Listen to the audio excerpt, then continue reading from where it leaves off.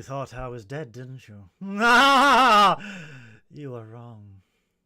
Space. The final frontier. These are the voyages of the USS Adequate. Our ongoing mission, until we are cancelled and replaced by something far superior. To review every episode and movie of Star Trek in existence. To seek out new guests and make them very uncomfortable. To boldly go where very many other Star Trek-based YouTube shows have gone before. Good evening, good afternoon, good morning, ladies and gentlemen, boys and girls, Treks and Trekkers, and welcome to Trekking Up North Live! We are back, baby, after a little 2-week hiatus because of scheduling issues and the fact that we are all monumentally exhausted. His fault. His fault. I'm a ghost. I'm a spooky ghost. Shut up! I am your host, Captain Goodwill, and joining me, as ever, is the delectable Geesian from the planet Honk! But more importantly, Mr. Gay UK MX Drag Runner-Up Science Officer Synoiz! Hello, the People's Champion! The People's Princess! The People's Pimp! And I Don't go to France. I would have won it too if it wasn't for meddling not with being kids. 20 and skinny. But, and it seems to me you lived your life like a drag queen in the wind. like a drag queen in the dark. I'm sure Princess Diana would have voted for you. I'm sure of it. I would. love how, like, are we even going to explain the fact that I'm just randomly looking like Voldemort in a dark room? It's like, No, we're just very much like sort of, what is it called? If Voldemort Department of entered Mysteries Austria vibe right now. If Voldemort was born in Austria and moved to Germany in the 30s. Just getting it. He's a German Hully. Roads, damn it. He's Hully from Red Dwarf. Oh. Did What's I up, ever tell you about that? That literally, I think just before I started with Nerdy Up North, I did like a drag performance where the show was basically a futuristic one, and they wanted me to be the ship AI. So we basically did me as Holly. So it's me as a disembodied head, basically doing all the stuff, like coming up between all the performances and stuff. And it was really fucking stupid, and I loved it. We are also joined. I am staying at a friend's house today, so basically because we're both going to a show in the middle of nowhere. Be up at like 6 a.m. to get into drag, so I'm like going, yeah, I'm gonna stay over, and we didn't want to move people around again, so determined to do a live episode. But I do look like I'm on the set of Most Haunted, about to get touched by Yvette Fielding. And many men would not object to that. However, Derek Okora may come back and go, Mary. And joining us is the cult. Synoiz loves dick. Water is wet. Joining us as ever. As ever. Joining us is the cult leader of Nerdy Up North itself. Well, am I some kind of like a villain for Trek? Is it like can I be like the Romulan, or can I be like the Borg or something more, like quite interesting that way? Subcommander Paul. Subcommander to Paul. Vibe. Subcommander to Paul. Go on, we'll get you in the cat suit.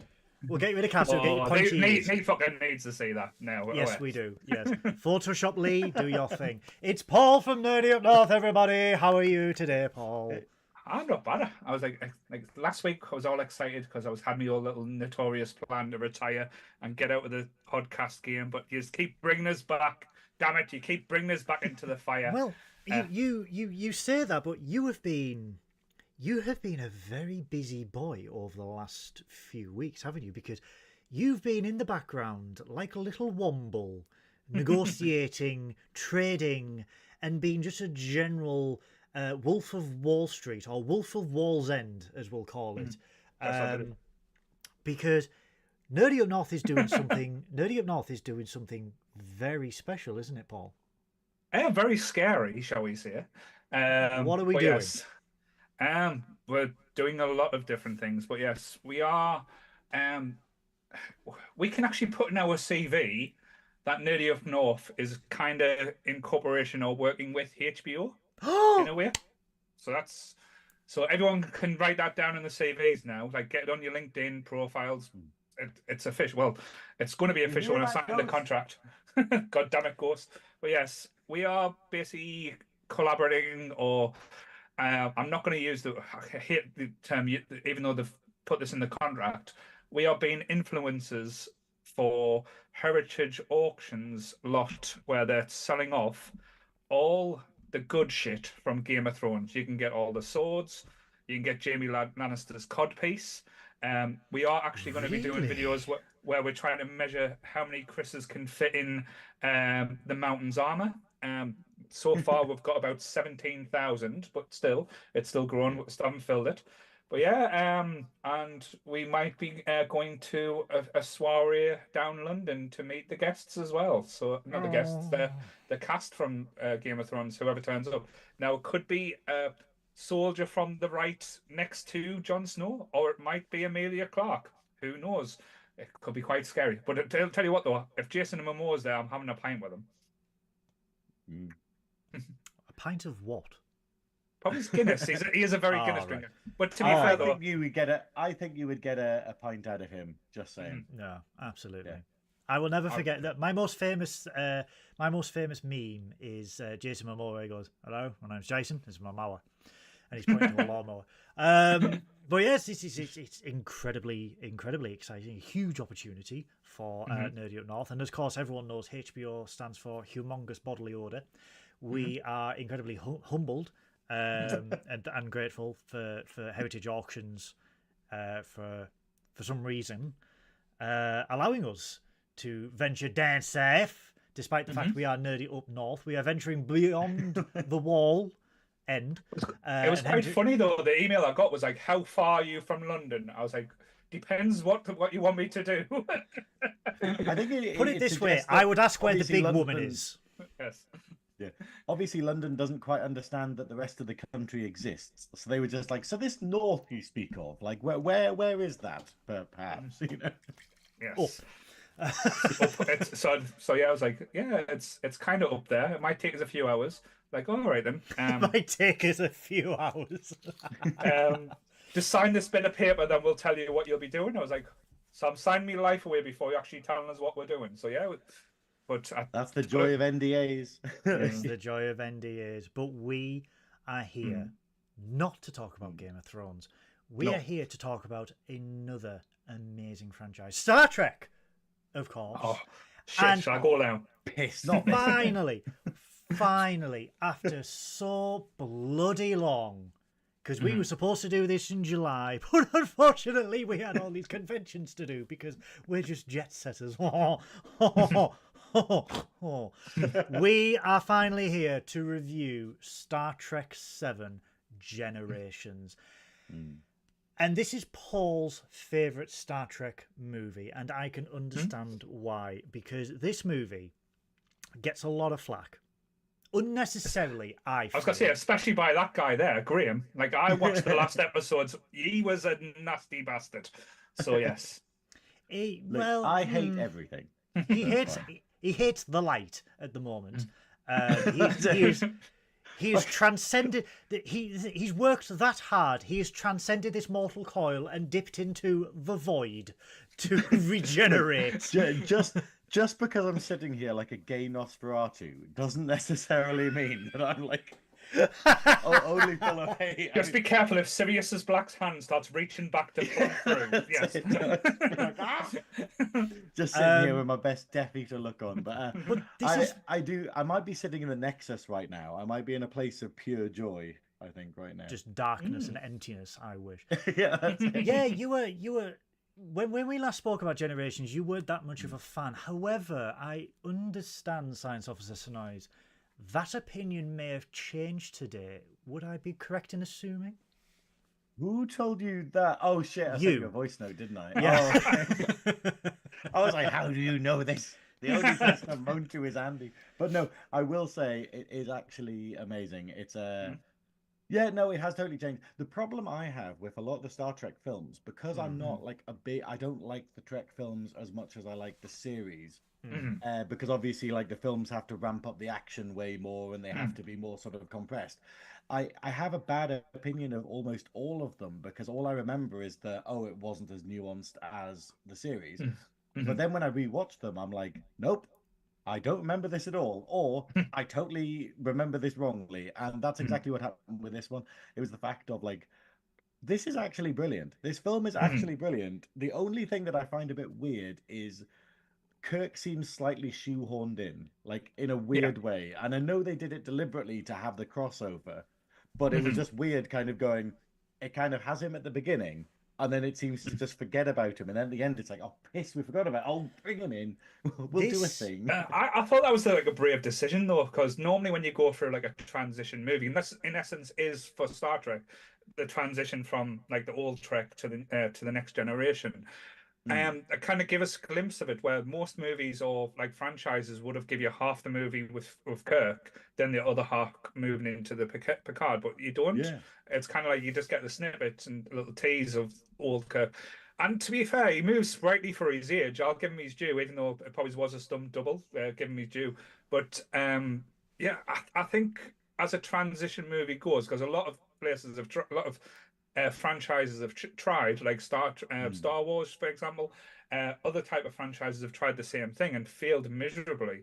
This one does it really successfully and quite naturally in a way. It doesn't feel forced, but yes. this is I think it is. This movie kind of redeems Sirius Kirk because Mm, obviously anyone who watches the show will know that I'm not a fan of Captain Kirk in the actual series because mm, obviously dated opinions and stuff. But it's the fact of in the films I realized that I only enjoyed him when he was comedy. I only Mhm. enjoyed him when it was basically like, oh look, it's a funny movie and silly things mm, are happening and he's got loads of quips and stuff. But when he's actually being the serious Kirk that like everyone else likes. I was a bit like, oh, I'm not sure about that. And then this film basically gives him the best possible send off for his character by mm, having Sirius Kirk and making him like really, really likable and making mm. him really endearing. And yeah, it is. It's basically like it saves Kirk as a serious character. It doesn't dwell on him too much, kind of thing, and it Mm. introduces all of the next gen cast. And yeah, I just think it's the perfect transitionary film, you know? I mean, this is weird though because this is a transitionary film after 7 years of the next generation. This is Mm. handing over the torch 7 years after the torch has already been handed over. Now, That's it. It's all the way relighting it. They got through, a little yeah, lighter out. They got but one of those little all the way oven through, sparky things, and they're like, all the way But through the next generation, we started with episode two, part two, mhm, Encounter at Farpoint. We had Leonard McCoy, so we had DeForest mhm, Kelly in the first pilot episode. We then had Leonard Nimoy as Spock mhm, in Unification, Scotty. and then we had Scotty. mhm, So all the way along, people will go, well, where's Kirk? What's happened to Kirk? What's going on with Kirk? Mm. Obviously, 91, we had Star Trek 60 Undiscovered Country, the crew retired, but there was still mhm, that demand for Kirk. Generations is. We talked about Star Trek 5, about how many problems Star Trek 5 had during production. We had the Writers Guild of America strike. We had issues with ILM because ILM were busy working on other major motion pictures, so they couldn't do the special effects, yada, yada, yada. Mm. Generations had issues across the board. It had mhm, issues with writing, it had issues with costumes, it had issues with special effects, it had issues with test screening. And mhm. they overcame this in the best possible way. And it is considered to be one of the most divisive films in the Star Trek community purely because of what happens to Kirk at the end. Yeah. And to have a transitional. People consider that this is a transitional moment for Star Trek in terms of the movies. Yes, Because, that's probably what I meant as well, like yeah, the transition, Mm. because like as you said, use are hardcore fans, use go into it as a thing, but the general public, they'll probably, as I said, not have seen much of the TV show. They'll probably lived on the movies, so the change from like the old school Kirk to go to the like say the next gen cast would have been a big jump. And again, they've tried it like say going forward, and it's not been as successful.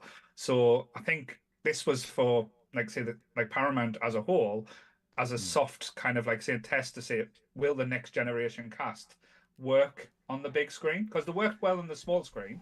This but- was this was at a period where Star Trek was there was a 4 or 5 year, well, 3 or 4 year period in the mid 90s where Star Trek entered what's called the golden era, where we had the massive success of The Next Generation, which had just ended and transitioned into a movie, this one.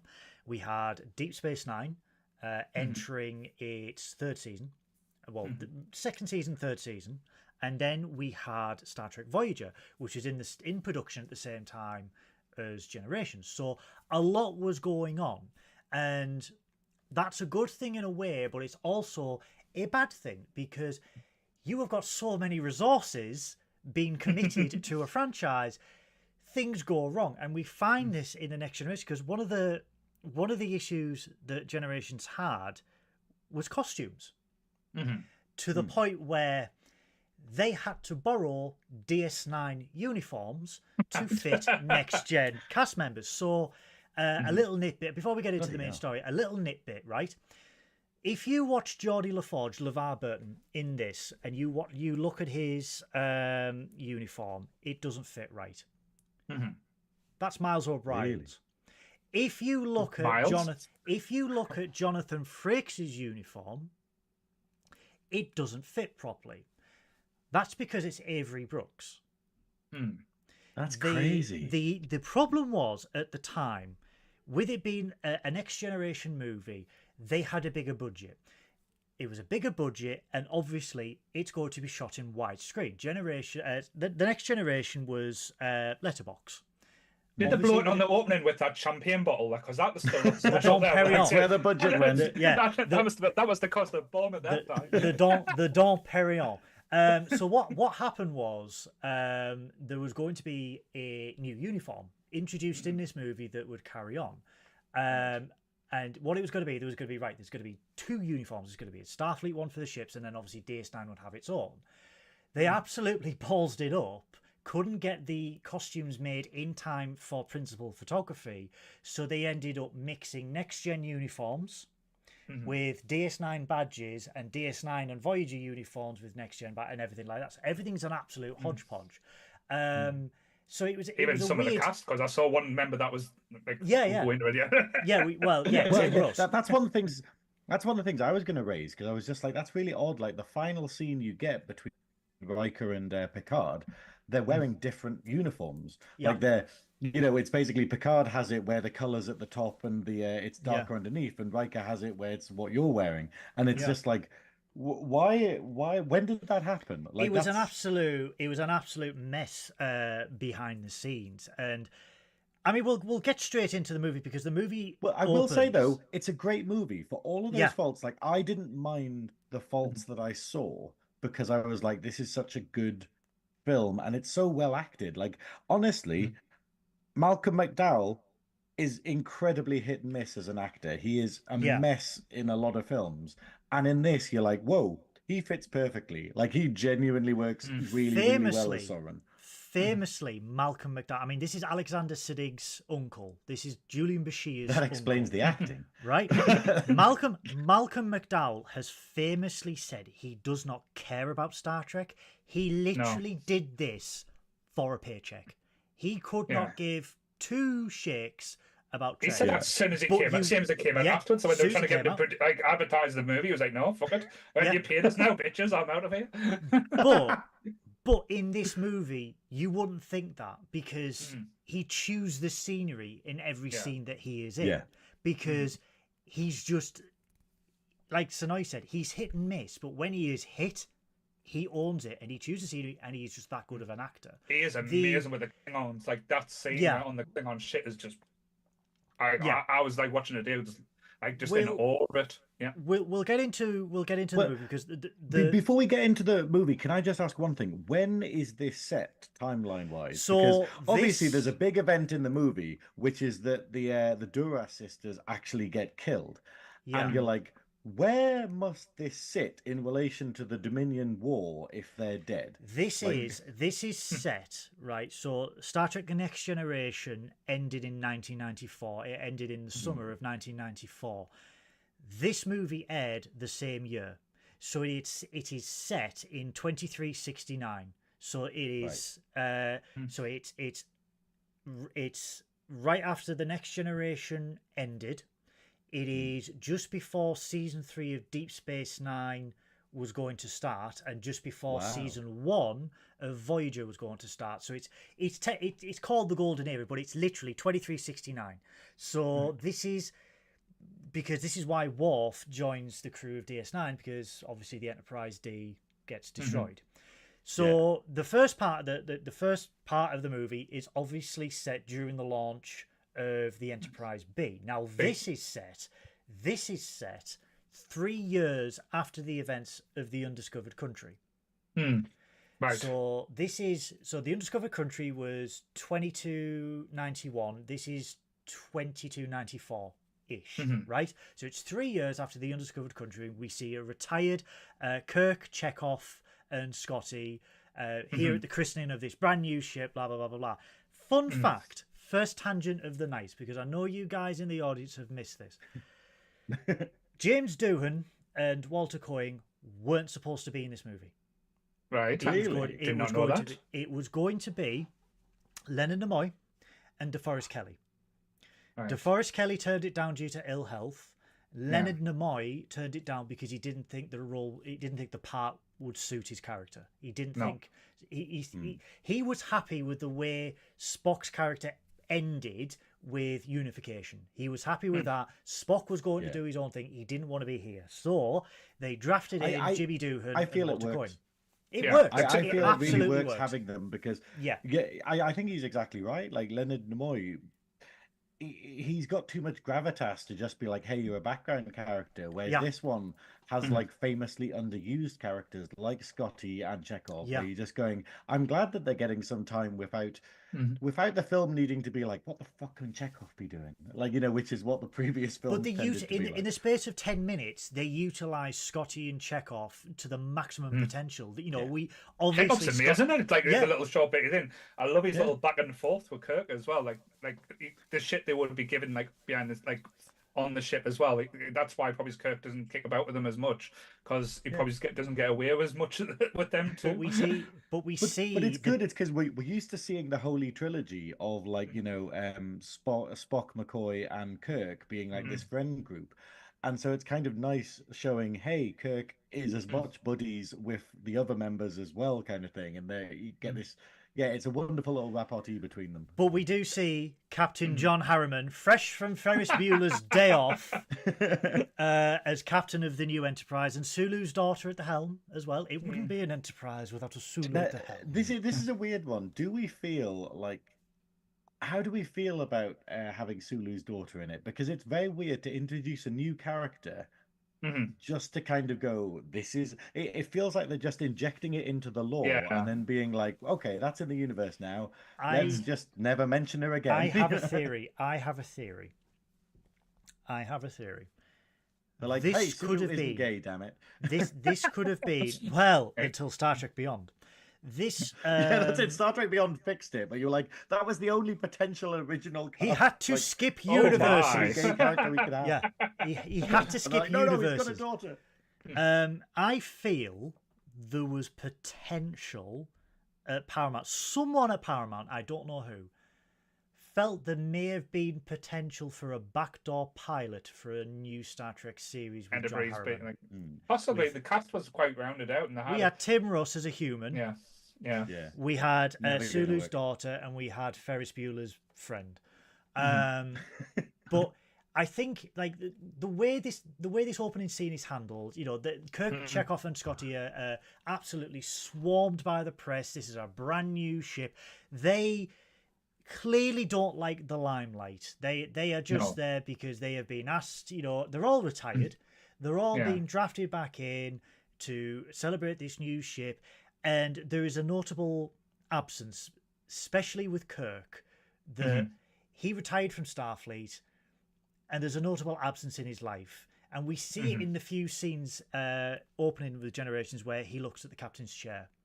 And you can feel that longing within Kirk that, did he did he retire too soon? Should he have continued on as a captain in the service and everything like that? And we also see as well within this, it's like a next generation where we get introduced to Sulu's daughter. And, you know, Chekhov is like, you know, I'd like to introduce you to Sulu. Yeah. And he's like, your father is Hikaru Sulu? Oh, you must have been. Yeah. And I love the fact that Kirk goes to Chekhov, because Chekhov looks at Sulu's daughter and goes, I was never that young. And Kirk looks at him and goes, no, you were younger. And he was, because he was only 18 years old when he was in the original series.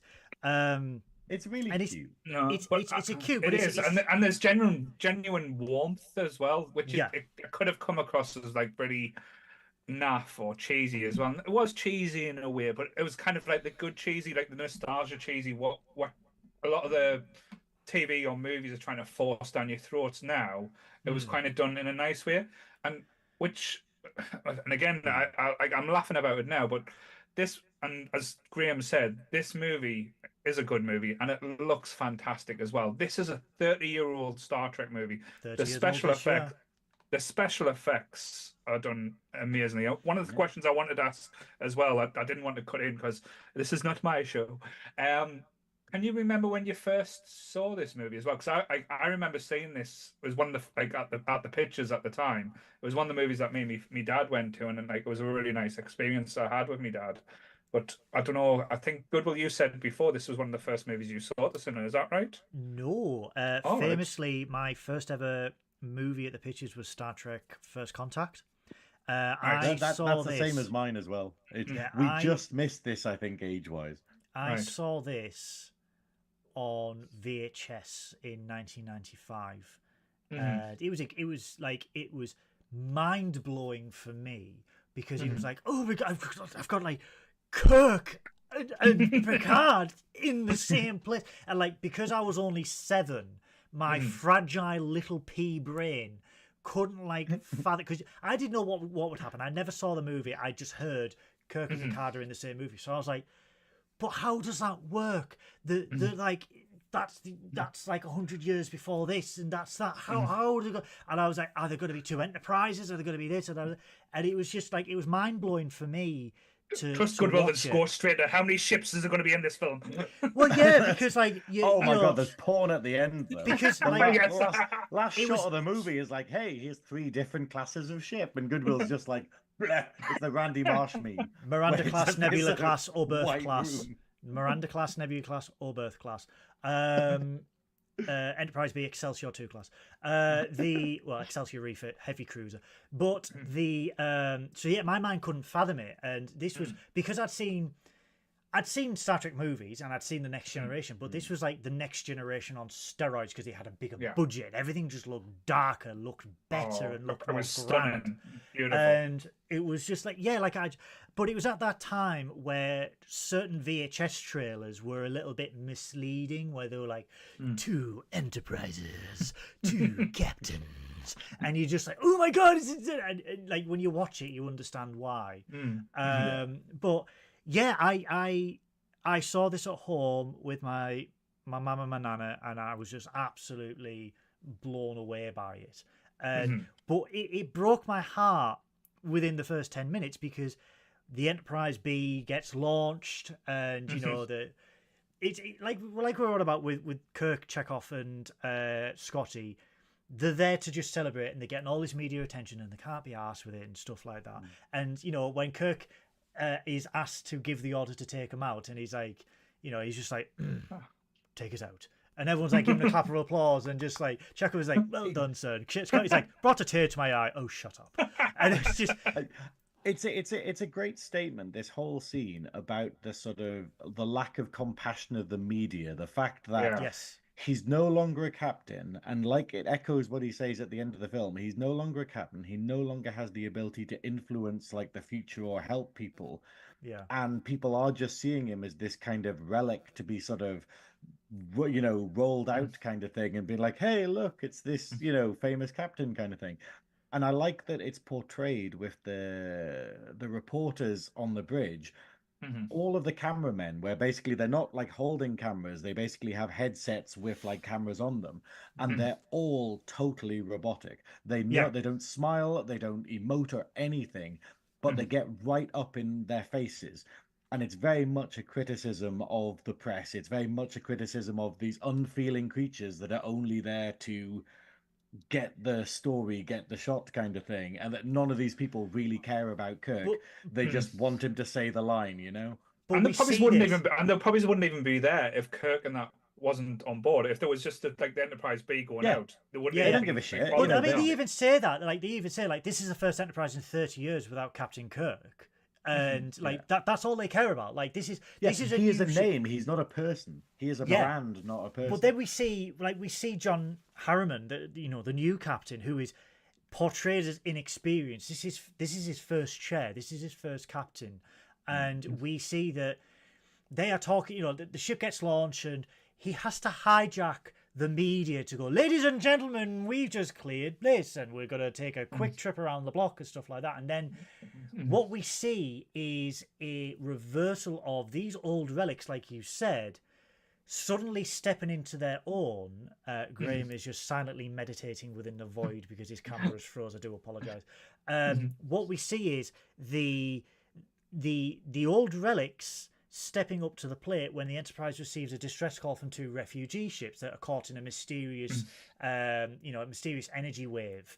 And what we see is this dramatic reversal from these are just old retired relics celebrate, on this new ship with a new crew and stuff like that. But then we see this new crew and its new ship and new crew completely out of their own depth and having to rely on the older generation for advice, because as soon as they get a distress call, they are under-equipped, they are inexperienced, and they have lives to save. They have received a distress call. They're the only ship in range.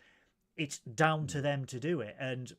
But to be fair, look, Kirk's like an excited puppy at this moment as well. He Because is. he's like jumping off the seat saying, "Oh, it's like a bit of adventure, a bit of something." And it's almost like bringing that little bit It's of a that spark back in. craving. It's that craving to be back in the saddle again, and it's that craving for that adventure, like you say. So they answer these distress calls. They get to the energy wave, and they see that these two refugee ships are caught in it, and one of them gets destroyed. And what we then see is one of the most famous tropes within Star Trek ever since this movie came out. We need to get a tractor beam. Get a tractor beam, pull that ship out. We can't. Why? It's not installed till Tuesday. You left you left Space Dock without a tractor beam, and John's like, oh. And then, it's that case of Scotty and Kirk are going, right, why don't you try a feedback pulse? Why don't you try a torpedo? We don't have torpedoes. Why? Tuesday. And it's just like this thing, and they're coming up with these more ideas, and suddenly the Enterprise B gets caught in this energy wave, and they are both being pulled in. Both the refugee ship and the ship are being pulled in, and now it's a race against time to save one or both ships from this wave before they are absolutely obliterated. And what we see, and this is an amazing and very quick growth moment from Captain Harriman, where he's been completely inexperienced. He's out of his depth. The ship is under-equipped. He realizes he's got three extremely experienced senior officers on, and he goes, I would appreciate it if you had any help. And immediately Kirk steps up and he goes, you need to do this, you need to do this. It's not installed till Tuesday. It's so perfect. The gag, like I say, the criticism of the first film is that none of the gags land. They hit their stride with the later films, and in this one, all of the gags land. I think. Yeah. Except It's for probably one. Data's, It is but one of the funniest treks, I believe, in my opinion. But that might be... I wouldn't say it was one of the funniest, but it does have because obviously I think four will possibly forever be. Five will always be the funniest. Four will forever be possibly the funniest one, with five close runner up with the way it was written. But yeah, it's. But sorry, go on. I like though that I don't know if it's intentional, but I wonder if this is a statement for how businesses are run, because the fact is, realistically, this is the flagship of the Federation. Yeah. There is no way in hell they would get a green officer to be the captain of it. There's no way they would get someone who hadn't had experience and make him the captain of the flagship kind of thing. But then it's the idea of maybe they would, because maybe that's how businesses are, where we literally just get graduates from college or whatever who talk big talk and then be like, hey, be in these massive positions of power where you don't know what to do, and you're not actually. And also, let's underfund everything. Let's try and rush stuff out in order to get the praise for it before it's ready, such as before the tractor beams installed, before like the thing. But- And I wonder if it is a criticism of how businesses are run. But I don't think it is. But I like that I can draw parallels to that. But it's the But yeah, and again, just to mirror that, it could be like a sports analogy as well, because you have to remember, you've got this new captain who is in basically this in league or basically sitting aside to this absolute legend, and it's like if you're a football player and you were going to be taken over from like the new star, the old star type thing. He's gone. He's gone. We've lost it. It's like me standing next. He's like back. Ho ho. It's like this happened. Sorry, Yeah. where did I get up to in my rant? That's fine. I kind of took over, so don't worry. You froze for a while, so yeah, we filled. But yeah, but basically, like if you imagine, like I say, a new green football player that's meant to be taking on like the star of the team, and you've got the aging star who's basically on his way out, and the pressure and the stress that would be on a young player or a young captain to take over from someone as big as Kirk.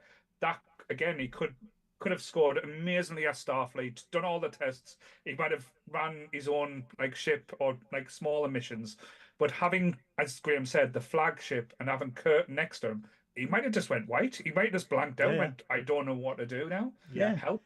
But he has the best growth moment of going.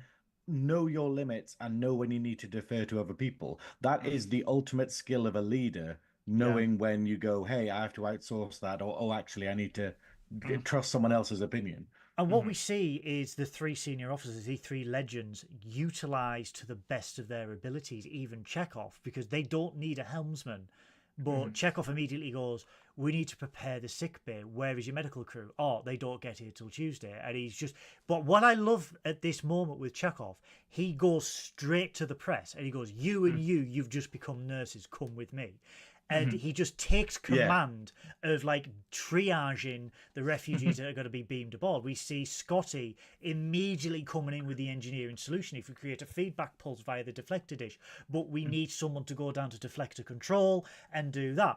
And what we see is John Harriman go, I will do it. I also love that when he... Go on.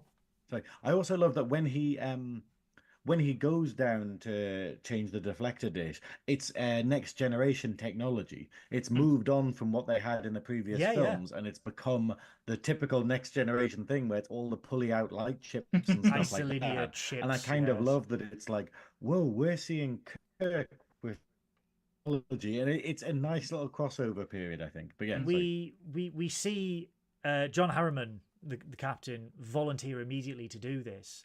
But then Kirk goes, no, I'll do because Kirk sits in the chair and then he goes, wait, you are the captain. The ship needs a captain. I'll go do it. And we see that this is a growth moment for Kirk as well as Harriman. We see a growth moment for Kirk because Kirk could have easily got what he wanted, as he did in the motion picture, as he did in Star Trek 4, as he did in Star Trek 6. He could have got what he wanted, but he grew in this last moment because he was like, no, the captain, you are needed on the bridge. I will go do it. And he goes down to deflector control, and they are beaming the crew of the LCARS aboard, and we see Chekhov trying to triage. It's absolute pandemonium in this sick bay, and we see our first appearance of Guinan. But before that, can I say this is where Star Trek goes like. This is why I love this movie and love Star Trek. This is how dark and brutal this movie gets. The first ship explodes before they can even get a chance to save it. And Scotty says, how many people are on there? And he's like, over 140 people dead straight away. Yeah. And then when they beam across the second ship, it's like, how many people did we save? And it's like, 40 out of 200. Yeah. It's like, Jesus. Like, I know we'll never meet them people, but to kill off nearly 300 people But here's- straight away in the start of the film. But It's here's You know the what thing. though? Like I want to. Sorry, I'll let you speak. Good. Here's the thing. Let's not forget these refugees were escaping the Borg because these people were escaping their home world that the Borg had just assimilated. Yeah. And yet, no one knew about the Borg until the Enterprise encountered them in the Next Generation, 70 years later. What I think though, the thing that I find most sad about this, and people don't think about this, okay, but it's the fact of it's the same with the Lord of the Rings, where like Helm's Deep is such a tragedy in the Lord of the Rings because it's elves. The elves come and they die, and you've got to think that these are not mortal people. These are creatures that have existed for sort of 300, maybe 1,000 years kind of thing. And these people on the refugee ships are Elorians, like where we only ever meet 3 of them in all of Trek, like in all of Trek series and films. And it's the idea of like, yeah, these people, like Guinan at this point is about 800 and something, I think. Like, but she looks isn't she? fantastic. She's She a looks good beautiful. few hundred years old. Yeah. Yeah, that's it. It's this idea she's a. So these are people with thousands of years of experience. These are people who will not die normally, who could have had a crazy lives, had all of this stuff going on, and they're just gone in a fraction of a second. And that's kind of it makes it even sadder, I think, you know, the fact that these are sort of immortal beings that are destroyed this way. It's kind of like I said, we see the first appearance of Guinan, who is obviously shell shocked, and we see her like her exchange with Chekhov, where he's like, "It's okay, you're fine, you're on the Enterprise." But then we see her a hysterical Elorian, and it's our first appearance of Malcolm McDowell in the film. He's absolutely he's delirious, he's in shock, and they have to tranquilize her. He's like, "I have to go back, I have to go back," and they go, "What the hell is he on about?" I don't know, and they just think it's just, you know, delirium and shell shock It's about just everything Malcolm that happened. McDowell. He's just overacting. He's Come been on, taking- inject he's it. like, Where's just my taking bowler hat? And he's just. It's just like, I've just come off the set of Tank Girl. What is happening now? But we see, like, but we Was see Malcolm McDowell aware he was in this movie, or did they just grab him in the street and put him in the set? a monumental amount of cognac was used. But it's we see, like, this is the first foreshadowing where, you know, Soren is going, I have to go back, and people, you know, if you're watching that, you go, he's a People are refugee. so distressed, He wants to go back to his home. He wants to do this. He wants to do it. So no one knows what's going on. We've just got this energy wave beating the shit out of these ships. You know, the second ship gets destroyed, and then it's the Enterprise itself stuck. Yeah. And they need to break free, otherwise they're going to be the third victim of it. And we see Kirk frantically messing with the isolinear chips down in deflector control, and we see Tim Russ playing unnamed officer on the bridge a year before Tim Russ becomes Tuvok, and a year after. And I was going to say, he didn't have pointy ears in this one. A year after he played Die Hard in Star Trek: The Next Generation. Die Hard with Picard in a It would vest. be so good if they had the forethought to be like, make him Tuvok. It would have been great if he was Tuvok in this movie. Well, this is sort of why they were trying to retcon it in a certain way, where they're like, "Oh, that dude looks like that dude looks like the human officer from Generations." You can't really retcon something when he's got like those ears. You can't just CGI them back on in the mid-90s. What they were hoping to do was say Tuvok was on the Enterprise, you know, Tuvok was on the Excelsior, then he went to the Enterprise B, and then he left Starfleet. But they could not make it fit, because obviously them ears though. But we see that Scotty's engineering genius, you know, you need to do this with the deflectors. Kirk does it, and they try to break free, but as the ship is listing away from the ribbon feeds back and hits the ship with a monumental whack. And the one thing I love about 90s Star Trek movies is they utilize practical stunts and effects to convey that this ship, I mean, you see the ship get hit in CGI, like it's not CGI, it's actually a real model that they hit. And you see it like get hit and like do that again. I lift like your spanking like that, technique there, like that. Goodwill. So it's the ship hits and it lists violently, and I love the way that they looked at they planned the CGI or the practical effects shot to go, right, the ship's going to list this way, therefore the crew have to be thrown from a certain direction, because obviously such a violent jolt, inertia dampeners and everything like that would just not work. And you just see like this is a brand new ship and it is just getting the shit kicked out of it, and the crew has been flown around and everything like that, but they do break free. And then we get the first sad moment of the movie where I got goosebumps. I got goosebumps where it's like Kirk's Harriman's like, "You did it, Kirk," and then they get nothing back, and Scotty's like, "Bridge to Captain Kirk." Well, no. Sulu goes because Harriman goes, "Damage report," and Sulu goes, breaching in deck 14, 15, and 16. And then Scotty's like desperately trying to contact Kirk, and they go down to deflector control, and we see another beautifully executed shot where we see Chekhov and Scotty get there. Scotty and Harriman get there, and then Chekhov goes, "Oh my God, was there anybody in here?" And the scene just ends with Scotty just going, "Aye," and the way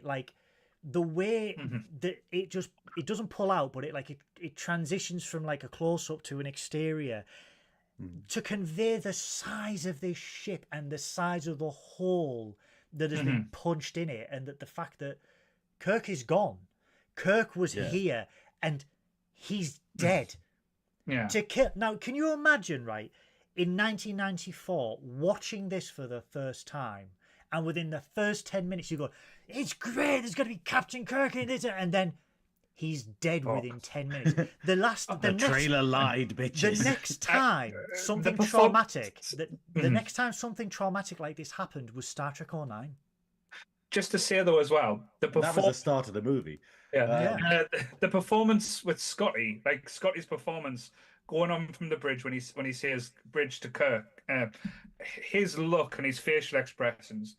That's what got me over the edge. Like literally, anything. But his actual performance in that moment. I know he's just a small role, but it sets the tone. It sets the tone of what to come and what to expect. So this is what I loved about this movie as a whole. Nothing happens or everything happens, but you don't expect it, and you kind of think it's going to play out a certain way, and it doesn't. And again, not many Star Trek movies, or not many. Because let's be honest, there's a lot of Star Trek movies that are good, but a lot of them do play by the numbers. This one almost feels like it's like throws the rule book out the window and goes, "Let's just have a bit of fun and see what sticks and what doesn't." And it takes a lot of risks. 100%, and that's why it holds quite a strong part of me. And that's when, like you said, you were doing these movies. I was like, I want Generations. I could have said the motion picture. I love the motion picture, even if Graham doesn't, just because that's my entry into this Trek for my as a kid, and then it kind of made me want to watch like the old shows, then watch Next Generation. Didn't watch this Deep Space Nine stuff. That wasn't for me. But boo. Synoiz, what were you going to say? What were we going to say? I will say, hi Adam, welcome to the chat. Happy birthday for the other day, you beautiful bastard, you. You magnificent tree. Are you wearing a top, Adam? Just let us know if you're topless. But I will happily wear a top if they're called Adam. But then we get the most jarring thing from this very sad scene of them sort of realizing that Kirk's been killed, or believing that Kirk's been killed. And there's a very weird thing that this introduces into the film later, which I'll discuss then. But it's the fact that then we cut to the cast of The Next Generation on a sailing ship, what HMS kind of ship Enterprise. It's a clipper ship. It's a frigate. Excuse me. But it's very weird, and basically it's a very holodeck simulation where they're basically sort of on the original Enterprise, and they're giving Worf his promotion to Lieutenant Commander, which is well deserved, I think, after 7 seasons of The Next Generation. But when does he become commander? He becomes commander in DS9, doesn't he? Yeah, cool. But I think it's a great little scene, and it's, what I'll say about this film is it doesn't use some of the characters as much as it can, but then it has everyone there. So I think Troy's probably, Crusher doesn't really get used much in the film at all, and Troy doesn't get used much in it. Well, Troy gets used and Troy then has lives with crucial that scenes. for 30 years. Yeah. But I think the thing with Troy in this movie, it's the fact of she does get scenes, and all of the stuff that she does is really important. She's just not there for anything else. So No. she's basically a face in the background in scenes, and then Yeah. she gets about sort of 4 really good lines, like when she's counseling sort of Picard, and then when she's speaking to Data at the end. And that's kind of it. And it's like, Troy yeah, it's a scene good right role, there. but you kind Troy of need scene some right fluff. there. Yeah. But I love that, like, when it's such a change and shift to what we've just witnessed and what we've just experienced, because we're still in shock. Let's be honest, we're still in the shock, and it brings back that, like I said, we've still got an hour and a half of this movie to go, and it's like, all right, then, so what we're going to trip, and it's like, again, change of pace brings it to a little bit of a joyous moment. To, like I say, with the cast of the Next Generation fooling around in the holodeck, giving Worf his like I say, his promotion. But I love the way they do it as well, and they do it the old style. He has to get the hat, and he's like, nobody's ever got the hat. And Worf, being the absolute beast he is, he jumps up and like looks like the most unnatural jump I've ever seen. Not that might be how Klingons jump. Not going to judge, but it doesn't look like a Klingons natural. can't jump, it's a movie. Right. If the thing is with Generations, it is a metaphor for life, where you have to take the good with the bad, because that is life. Life is not one thing. Life is a culmination of emotions, and this film is that metaphor. It's a representation of life. It is the beginning of life. It is the end of life. It is how you live, and this is what Picard says at the end of the movie. You know, it's how you live, and we see like they celebrate this promotion. They do this tradition where he has to get the hat, and Riker says remove the plank instead of retract the plank, pisses off Worf because Worf falls into the ocean. But we also see in this scene, before we get to the end of it, we see the beginning of Data's story within this movie, where he's asking like, why is it funny that that this has happened to Worf?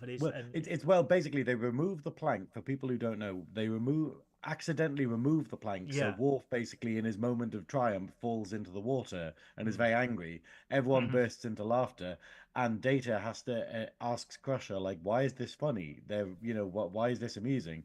And she explains like, "Oh, it's just funny." So he immediately goes, "Oh, okay," and then pushes her off the side of the ship into the water. And then everyone's absolutely shocked, just being like, "Why did you do that?" And he's like, "Is it not funny?"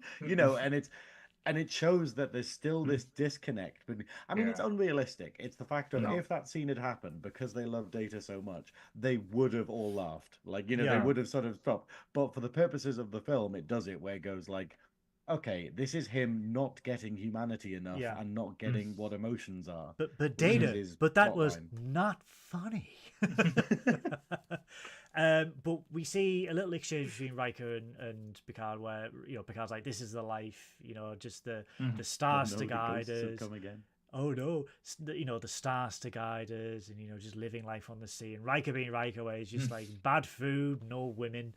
But then the horny little devil him. But just to ask a question as well about Data's journey in this movie, because it is quite a shift and quite an advancement in Data's story in this movie as well.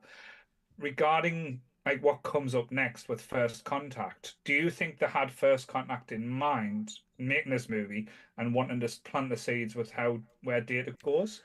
No. First Contact was. First Contact wasn't. It was on the board, but it wasn't planned in a way. He's back. It wasn't planned in a way. But this was. I'm on the other side of the house. So it was a Generations, says Mark. It was the Pinocchio effect with Data, where we had the emotion chip in the Next Generation that was stolen by Law, but then Data had never used it. It was there, but it was never used. And this is a transitional movie for Data, where it is the next step in Data's evolution, where he wants to experience emotion. But before we get to that, we see that Picard gets a message. And when he's reading it, this is what I love about Patrick Stewart. He is able to convey a whole range of emotions in the space of 5 seconds, where he's gone from being content, he's with his crewmates, he's happy, he's celebrating, to being absolutely destroyed emotionally in the space of seconds.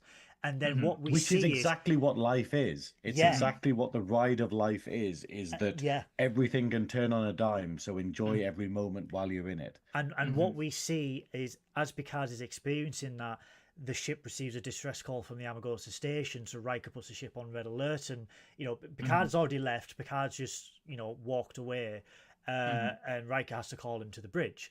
They get to the station, and what we see is, and again, this is another great thing. This is what I love about the holodeck. They still have to wear the costumes. They're in the middle of this distress signal. They all have to make their way to the bridge. And what I love is, when they're making their way to the bridge, Data's still got his rapier. And he has to make his way to the bridge, and the relieving officer has to take his sword so he can take the con. But what we see with Picard, he attends the bridge, and there's been a distress signal for the Amagosa star. It's it's a research station that's studying the effects of the star's behavior, and we see Picard is visibly distraught, but he's trying to maintain the best composure he can do, and we see Riker not knowing what's going on, but Riker just being Riker. Sir, how would you want us to advise? How would you want us to proceed? What is the best course of action? Picard gives him it, and then when Riker tries to question it, we see Picard crack and just snap at Riker. And this is the first time I think we've probably seen Picard act this way in The Next Generation. And it was a very different version of him, especially I know the news he gets is devastating, and it would devastate anyone. But this is John Luke. This is Picard. This is the person that's been through everything and never blinked. And we see him blink in this moment. And we see Riker. We see Riker also visibly taken aback by it, and then try to maintain his own composure, and then proceed with the mission. What we see when they beam over, that this space station is absolutely wrecked. There's obviously been a firefight of some sort. As they're going through, they find that there's been disruptor fires. So Riker's like, "Oh, great! Well, it's either what was it, Breen, Romulan, or Ferengi, I believe, or Cardassian." So it's immediately do the Breen use disruptors? Yeah. So it's immediately put them on high alert, because it lets the audience know, well, it's either one of 3 big baddies that has done this, and then we find the Romulan body. But they with nice green paint on his face. Nice green paint, yeah. I do quite like that. It's a bit of a, hey, this movie's mainly Klingons, but here's a bit of Romulan love for you. We'll put a bit of Romulan in there. We do find one survivor, ironically, the same survivor from the Enterprise B. It's Tolian Zoran. When they say survivor, though, he's buried under a lot of shit. He's had a hard paper round, hasn't he, in the last 100 years? It's not just hiding under a blanket. It's like, oh, this metal rod here, this pylon here. It's like, how did you get under there? But we see that this research station was also carrying out research on, I think it's theta radiation, or not theta radiation, which is something that the Romulans produced. It was I can't remember it now, but it was something that basically they produced to try and it couldn't be detected by something. I think that was the reason why they were making it or something like that. So again, my knowledge isn't as great as it's that episode where it's the Romulans who are trying to make it a cloaking device that you can still fire under, isn't it? Yeah. And they manage it, I'm pretty sure, but they're requiring trilithium to do it, which is basically what they're discovering. They're like, there's a new compound called trilithium that exists here. What we see though is the exchange between Picard and Riker, and this is a very cold, very distant exchange from Picard, because again, he's absolutely distraught. We don't know what's happened. Riker doesn't know what's happened, and Riker is still trying to maintain. You know, he doesn't want to ask because at the end of the day, it's his captain. But he's got a job to do, and Picard just basically says, "Look, you deal with this. Advise Starfleet. You deal with it." And then we get the first instance of Geordi and Data, where Data is reflecting on what happened on the holodeck previously, and his concerns, for want of a better term, that he is unable to process and understand emotions. So he asked Geordi to install the emotion chip within him. And when we see Picard's first interaction with Zoran as well, this is an iconic scene for me because it plays into, again, the shift in tone within one scene, because we get Picard and Zoran, where Zoran wants to go back to the station to continue his research. It's valuable research. It's very time constrained, and Picard is just like, no. If there is time, we will do it, but we need to ascertain the situation. We have found Romulans. No.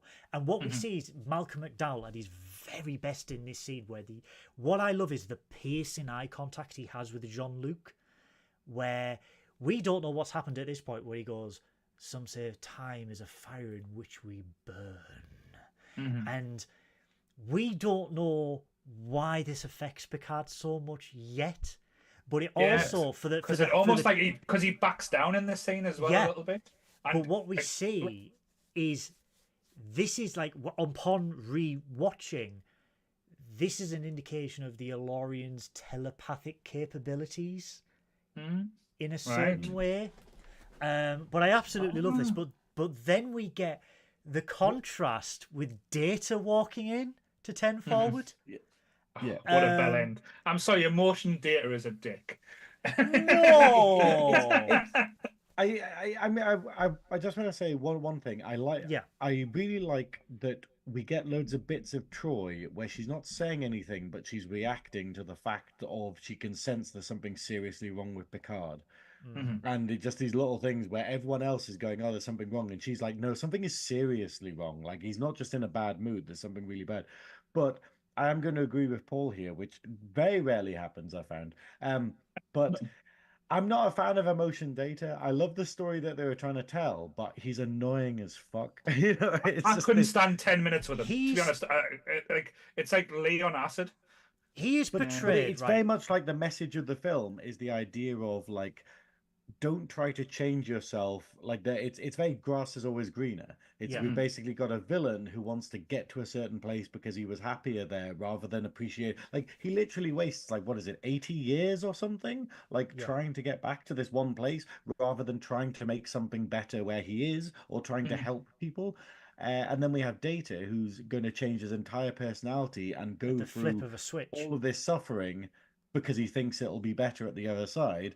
And then we have, like, Picard going, "Where do I belong? Like, what is happiness for me?" kind of thing. It's Data. The film is, for a film that doesn't travel that much and it stays around the same place, it's probably got the most journey for a lot of, like, characters and emotionally, yes, I completely agree. Like, there's so many different waves, and, like, if you think of Picard, this is the first time we've seen, as I mentioned, we're seeing him almost have a weakness where you see his blind spot, and again with Data's growth as well, kind of like other characters like Worf gets lost off, like Riker is just a horny pervert all the way through, which is not a bad case, but I think Guinan plays a good partner as well, like Goldie Hawn's character when she comes into a bit more, like her Whoopi Goldberg.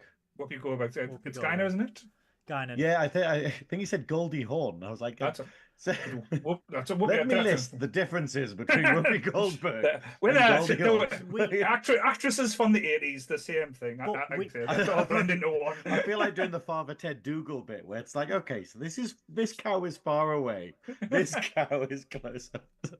We see Data, but to counter both of you, I think Data is the most juvenile in this movie because emotions are new to him, and it's a huge thing to process for him, and he's unable to Goodwill, control when did you it. get your emotional chip? I'm still waiting.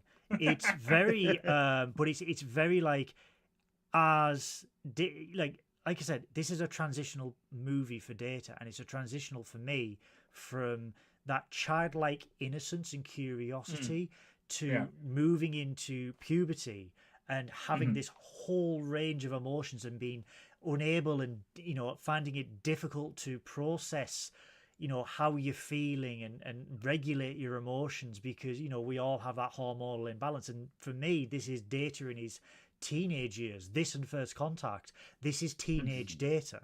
And when we see him in 10 Forward, where he's smiling at everyone because he's never been able to smile at everyone, and then Guinan's like, oh, would you like to try something new from Fructose Free?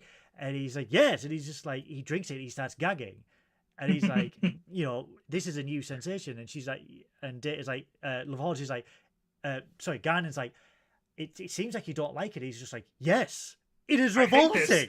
I hate this. More. And she just goes, more. And he goes, please.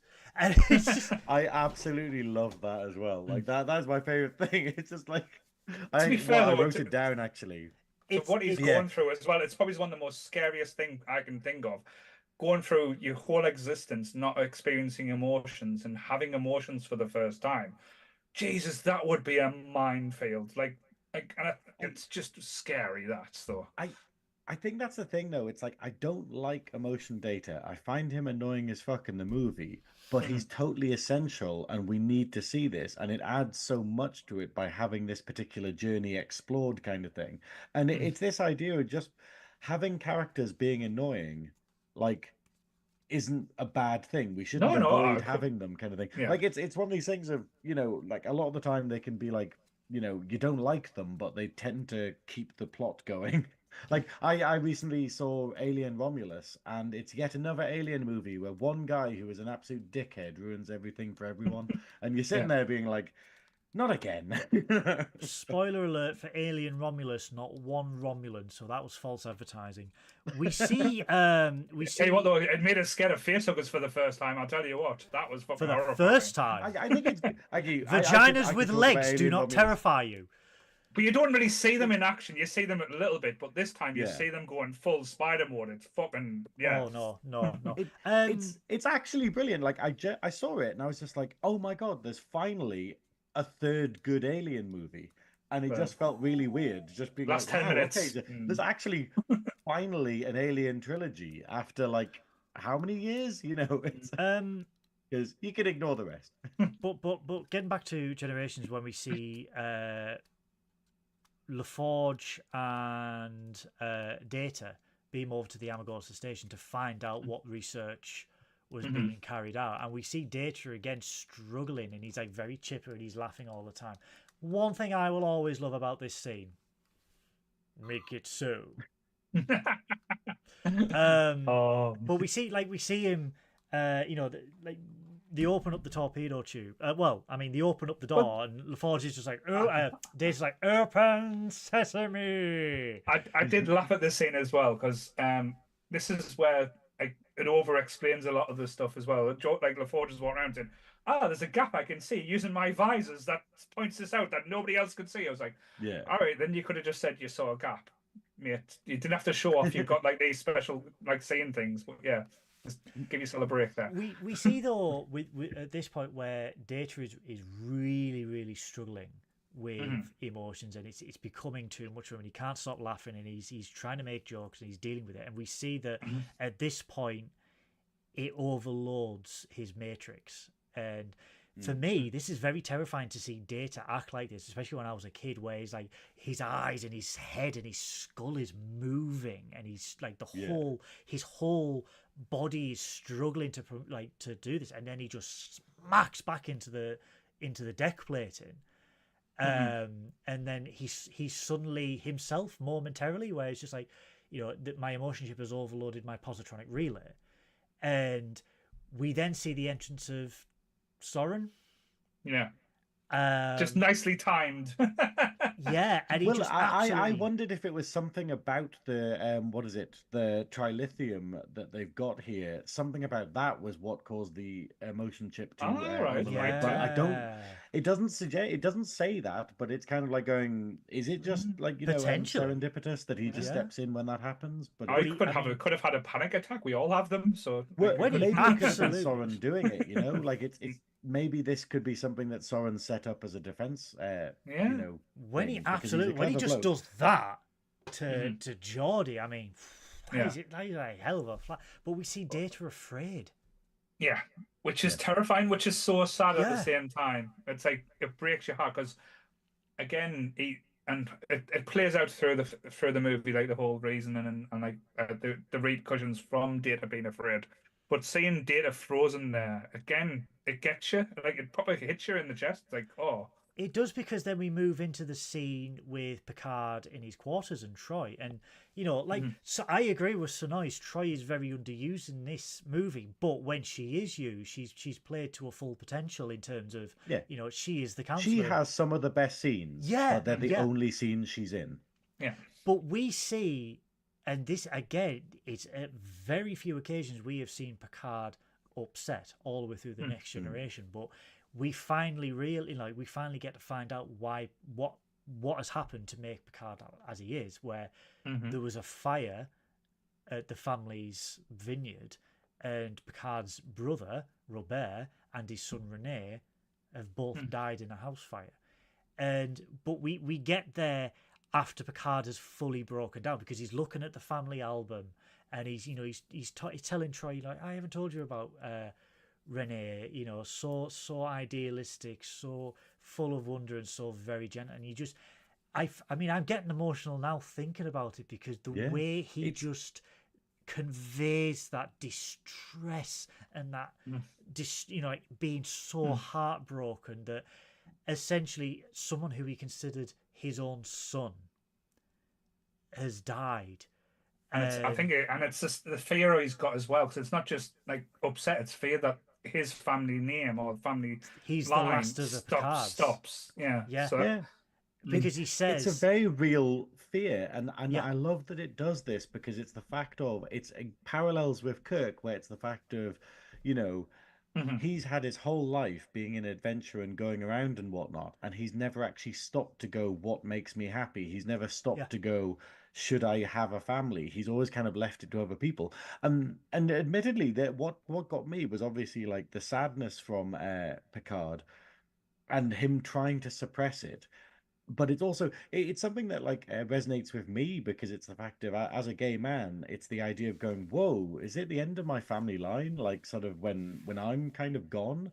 And that weird realization of just being like, whoa, am I ever going to get around to having kids, and how am I going to have kids, and all of those kind of things that I kind of have in my mind. And this scene kind of picks up on it. And obviously it's not just gay people, but it's the idea of like the fact of him getting older and realizing what a threat time is, especially after Soren's basically pointed out like how dangerous time is, and that we should be afraid of it. It's a decision that I think a lot of us do face in our lives. I'm famously, I don't want children. I never want children.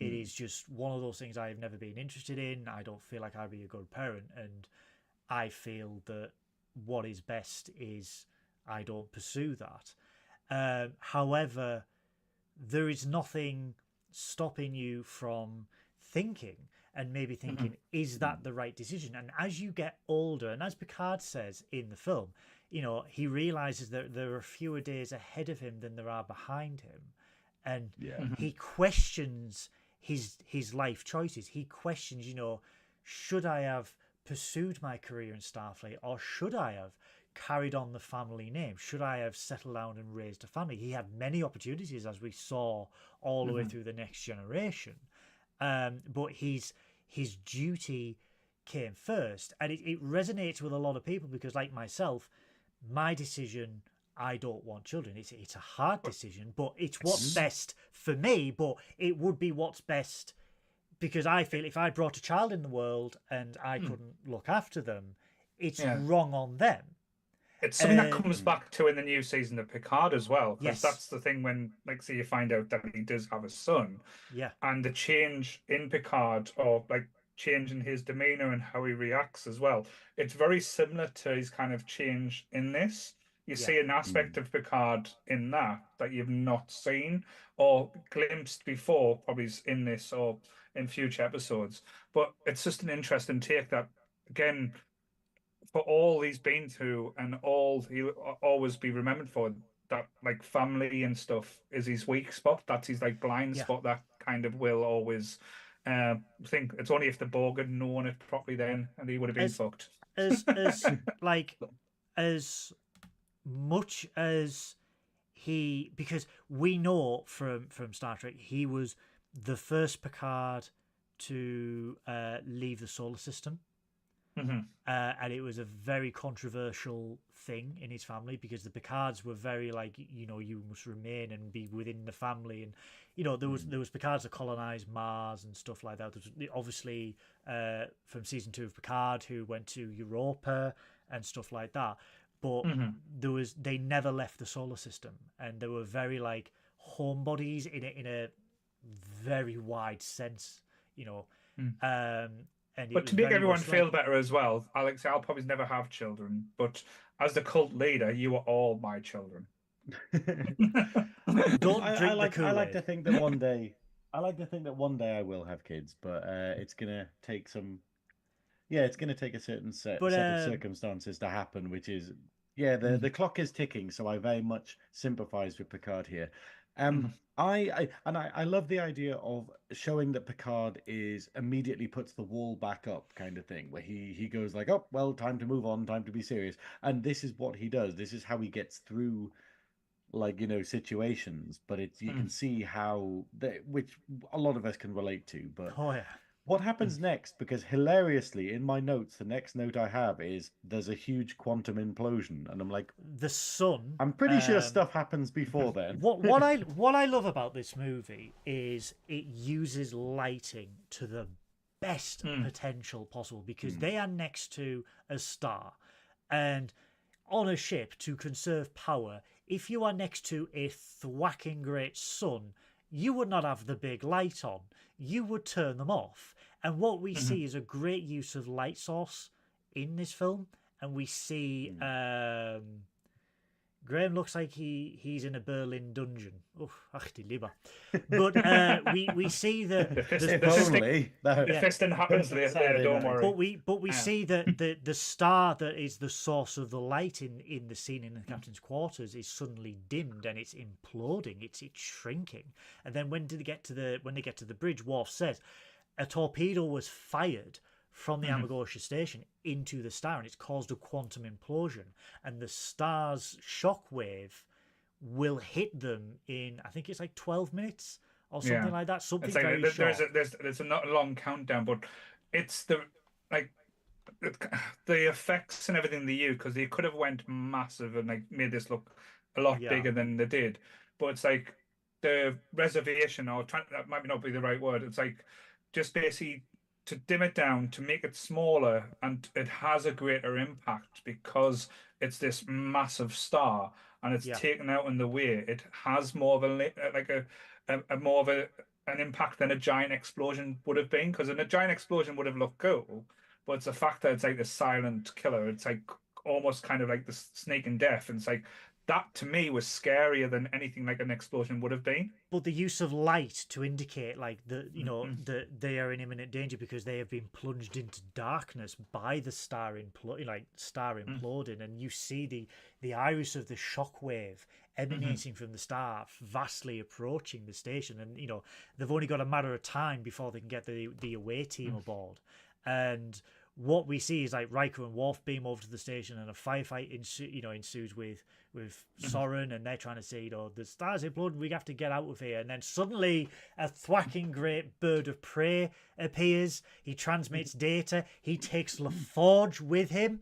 They beam aboard with data, and I love this because this little short scene where there's so much tension, there's so much going on, and like the crew member's like, oh, there's a bird of prey decloaking. Picard's like, what? Like, out of nowhere, no one imagined a bird of prey, and like, we've got the away team, and it's like, hell, warp 1 engage, and we just see, like, the great thing about this, right, there is not a lot of amazing special effects, like space battles and everything like that, but what they do use just conveys the imminent danger and conveys, like, how they need to get away. When you see the Enterprise warp away mere second after that station is like, it looks like a Hiroshima bomb has like gone, because it just gets absolutely pulverized by it. Really, but the scene is very clever at the same time, and I only noticed it today because I've watched this movie a few times, but mostly when I was younger, and I probably didn't get this nuance. And again, it's probably me being a little bit dumb. It's very simple when you watch it back now,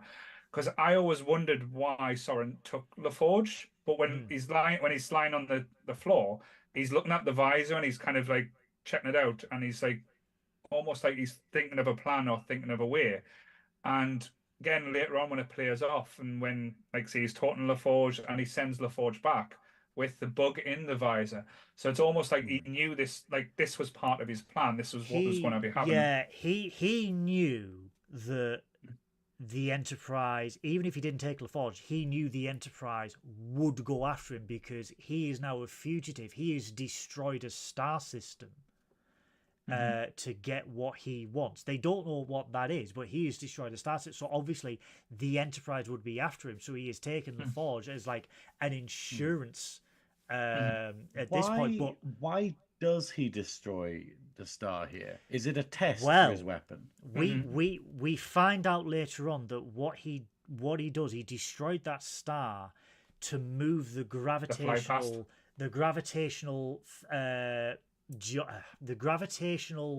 because you can't fly into the Nexus. You've got to, like, the Nexus has got to fly into you. Yeah.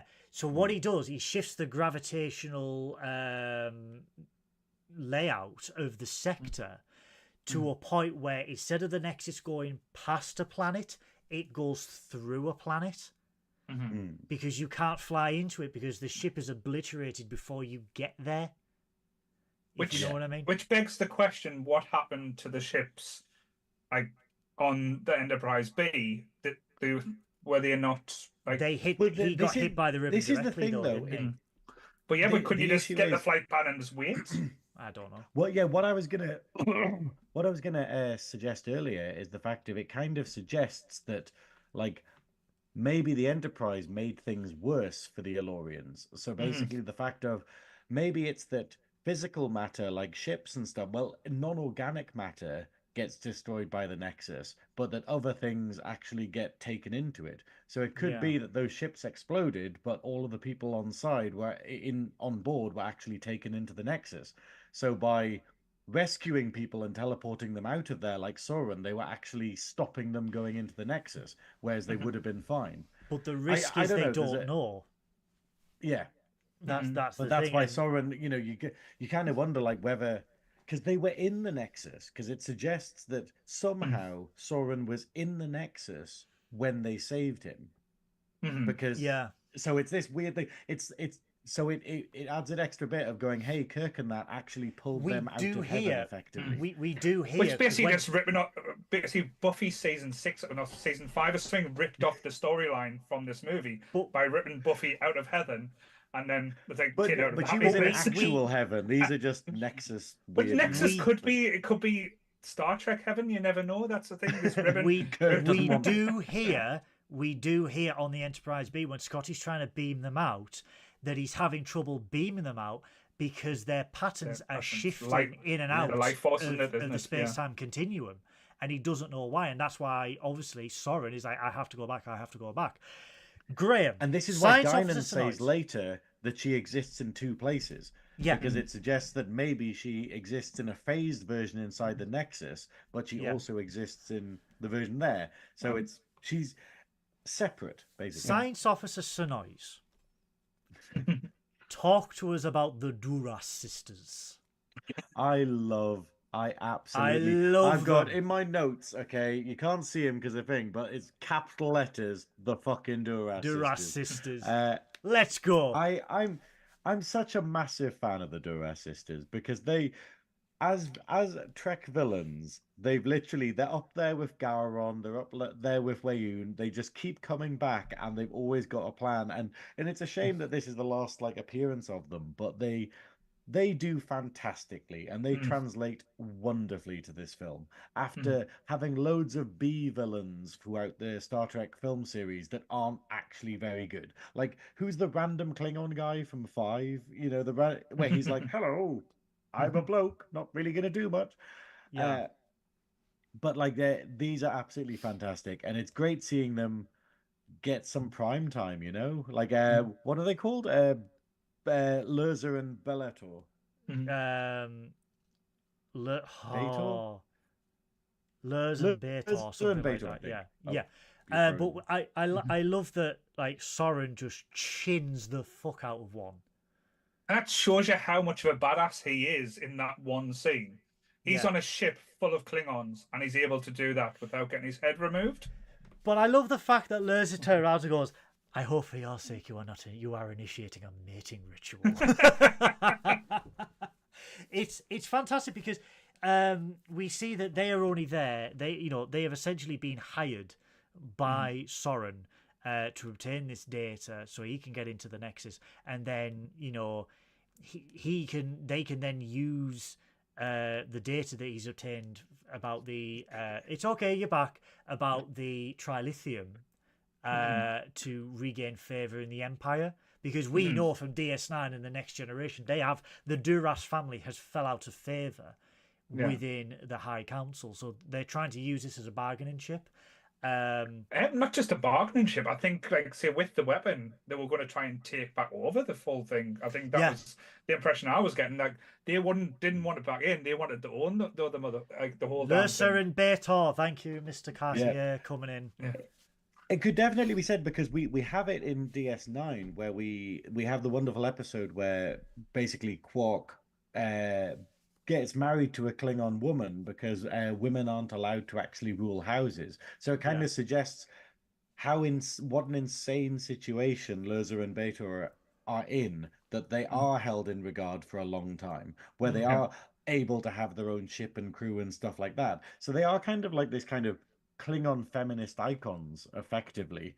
And the fact that they, even when they're out of favor, they still have a crew. They still actually have people that will follow them. I think there's something wonderful about them as characters. I love that we see Soren interrogating Geordi and taking away Yes. his visor, and a remarkable bit of technology. Do you know you could get ocular implants? Yeah. Have you considered a prosthesis? Yeah, It's good. Would you like to look like everyone else? Why would I look like but it's a great film. Wait It's a till the great next one. foreshadowing. Yeah, it's a great foreshadowing for First Contact. But we see like the beginnings of what we suspect is torture before we get transitioned back to the Enterprise, where he's topless, isn't he, as well? So yeah, but we see that they Dr. Crusher cannot remove the emotion chip from Data. It's fused No. to his positronic net. She's like, sorry, I'm not really a doctor. Sorry. Yeah, sorry. I'm a doctor, not a mechanic. Damn it! He's not a candle. He's not a candle. But I love this scene though, because we get this great stellar cartography scene, and this is a great set that they constructed specifically for this scene. It is absolutely, to this day, it still stands up. It is a wonderful scene where they wanting to know why Soren detonated a star and what his main goal is, and they ascertain, as we mentioned earlier, that he is trying to shift the gravitational pull in the region to move the Nexus. And we see all the way through this, as they're trying to do this, Data is reeling in guilt. He is trying to deal with the guilt of his best friend being captured, and he couldn't do anything about it because he was too afraid. And what we see is Picard being full on Picard here, basically saying, shut the fuck up, store your emotions, I need you.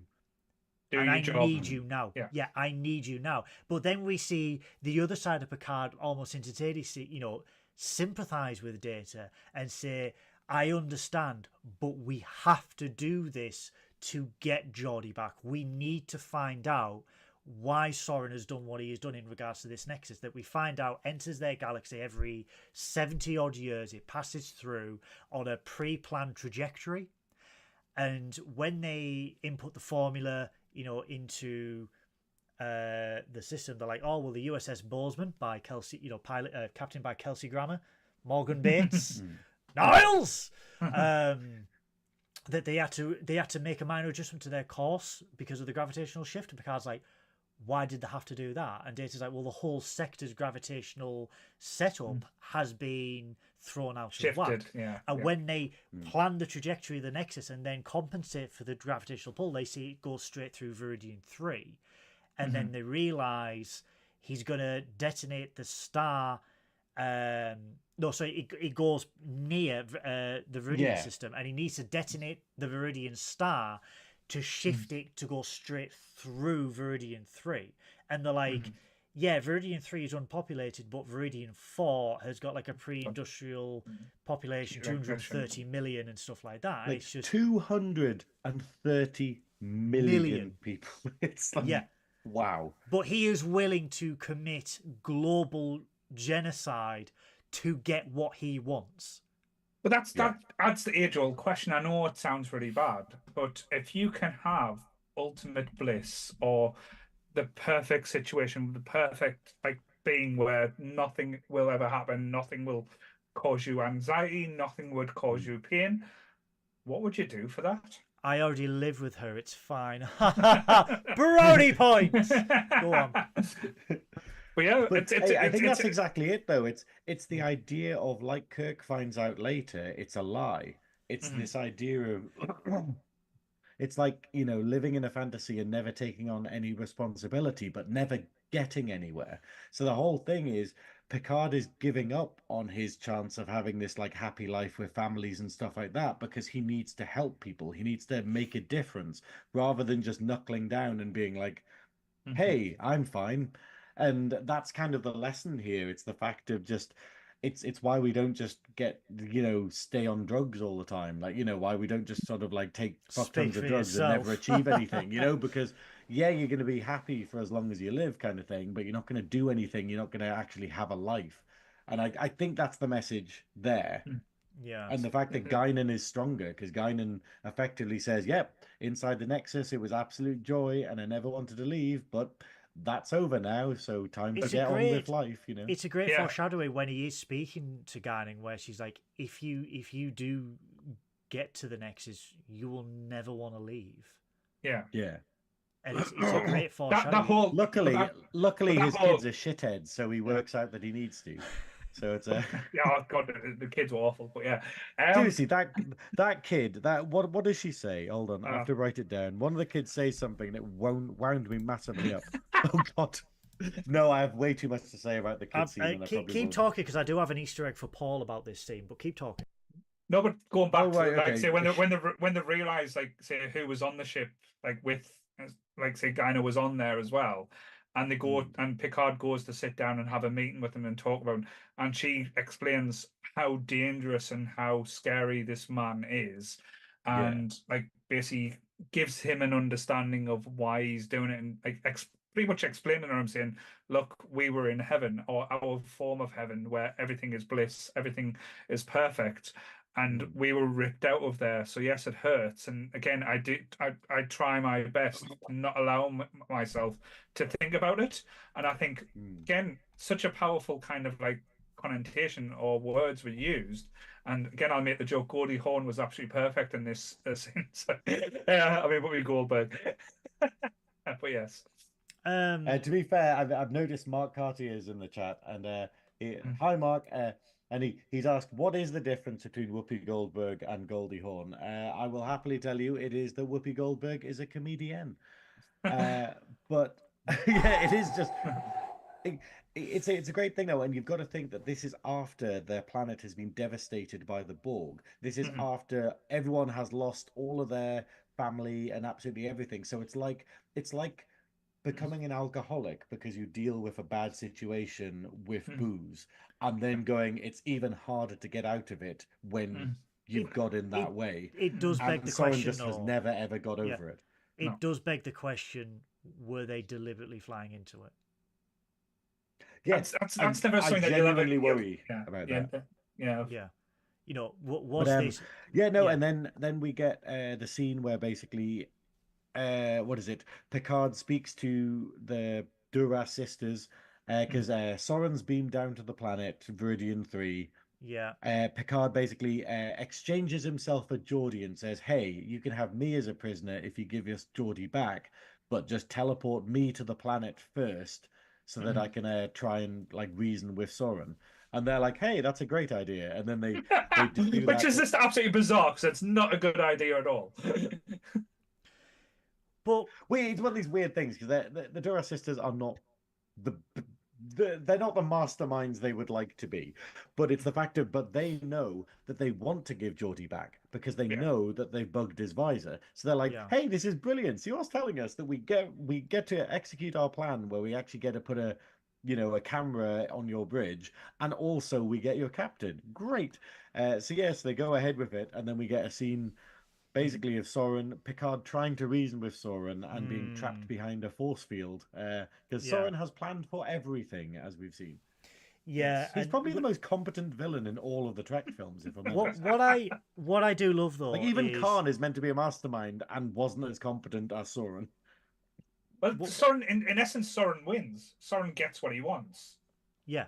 Like, Well, yeah, yes, In one timeline. in one Yeah. timeline. What we see is Picard trying to negotiate with Soren and failing, but then we see Geordi coming around and Data going straight to his bedside because Data feels guilty and Geordi forgives him, and you know it was human. What happened to you? It was human, and we see that when Geordi comes around, we see that the Duras sisters are watching his visor, and again, it's right there, where they're just looking at, they see Crusher, they're just like, human females are so repulsive. I love it so much though. They're great comic relief. You know, they're a threat, they're comic relief. But I just love it. It literally has the most beautiful, glamorous shot of Gates McFadden on the She huge is screen, and they're just stunning. staring at it, being like, "Ugh, Oh. disgusting." Human But- females are so But repulsive. there's a load of little gags in this bit as well. Like when Geordie's walking around the ship and they're getting frustrated. I'm saying he's the only engineer I know that doesn't go That to never engineering. goes to engineering. However, He's just wondering. They're like, "We watched him have a fucking bath." You know? However, I have to talk about Data getting back to the bridge and Riker going, "We need to scan for life forms," and he's like, "You got it. No! I just love scanning for life forms. No. Life forms. You tiny little life forms. You precious little life forms. Where are you? Clip that. So I want to go back to where Graham said this was a terrible movie. No, I agree. that was brilliant. I will say it perfectly makes sense in context, but it is cringe to watch. Yeah. It's cringe That's to how I watch, feel. but he's happy. He is Yeah. relieved. He is happy that his friend is back, and I will defend that scene to the hilt. But then we see the Duras sisters watching Geordi, where she's like, "He's the only engineering at Starfleet that doesn't go to engineering." But then when he gets But there, I love though what the plan is. Like yeah, the plan is basically that they watch through his visor. Sorry, I'm realizing the time, so I'm kind of like speeding up a bit. But it's the realizing that they kind of wait until he sees a panel that basically says what the shield modulation of the Enterprise is using his visor, and then they're like, "Ha ha, you fuckers!" And then this doesn't It's quite make sense because spyware. they literally just toy with them, where they basically go, "Hey, we could just shoot the bridge. Nope, let's shoot at everything but the bridge." Like every Star Trek battle ever. yeah. You know, where It's- the enemy it's- fires 50 shots and the Enterprise fires 1, and you're like, really? Why? It's a good- Why do they not just shoot? I do like straight? how they found the frequency of the shield as well. That was quite an interesting, because that again is very clever. But as Graham said, the stupidity of it is just like, let's aim for everywhere that doesn't matter on the ship that Yeah, can't it's cause like, any damage. We're trying to destroy them. Like they're not trying to take them hostage or anything. So I'm like, why did he not just immediately shoot for the warp core? But I do like though that the shield modulation being on a LCARS panel in massive letters. That's the equivalent of having your Wi-Fi password or like some sort of system password in the office, where you just have it on the whiteboard and you're like, hang on, Windows L every time you leave your desk. I love that, but this is because all the way through the Next Generation, we have never seen the Enterprise having the absolute crap kicked out of it. We finally get to see it in this. This is like all the way through the Next Generation, the Enterprise was this mighty ship, and yes, it got blew up every so often in like other timelines, but this was the mighty ship. You'd see it do this, or the camera would do this every so often, but we never got to see it absolutely get the shit pummeled out of it, and they really took advantage of it in this movie, where you see that the bird of prey is the vulture. It is picking apart the ship and disabling it one thing at a time. It's death by 1,000 cuts, essentially. But we see, like, when that first torpedo goes straight through the shields into the hull, and like you're thinking, oh shit, like this is an Enterprise, like very much like the Wrath of Khan, where up until that point we never saw the Enterprise being beaten up, and it's like you've seen this ship for 7 years. This is the mighty Federation Starship Enterprise, and it's just been absolutely shit canned by a tiny little bird of prey. And then you just see more and more damage happening, and they're trying to run and they can't, and we see that they quickly realise that, they are going through the shield modulation. How do we fight it? Because we can't remodulate quick enough to do it, because otherwise we'll get destroyed. And then Worf is just like, oh, well, this particular bird of prey, because there is fucking tons of different bird of preys, by the way, as quick tangent. Loads of them, different sizes. Don't know why, ask John Eves. But there are loads of different ones, and he said this one was retired due to defective drive plates. Well, how can we use that against our advantage? No, plasma coils. Defective plasma coils, yeah. So what they can do, they can take advantage of the plasma coils and trigger the ship to cloak, dropping its shields so they can fire at it. And I love this. That all as Data is like trying to sort this out, the ship is just getting pummeled. The bridge explosion. The one scene I love is that bridge explosion where that dude just gets absolutely like thrown over Worf, thrown over Riker, and it's like that gotta hurt. Landing on that chair, that gotta bloody hurt.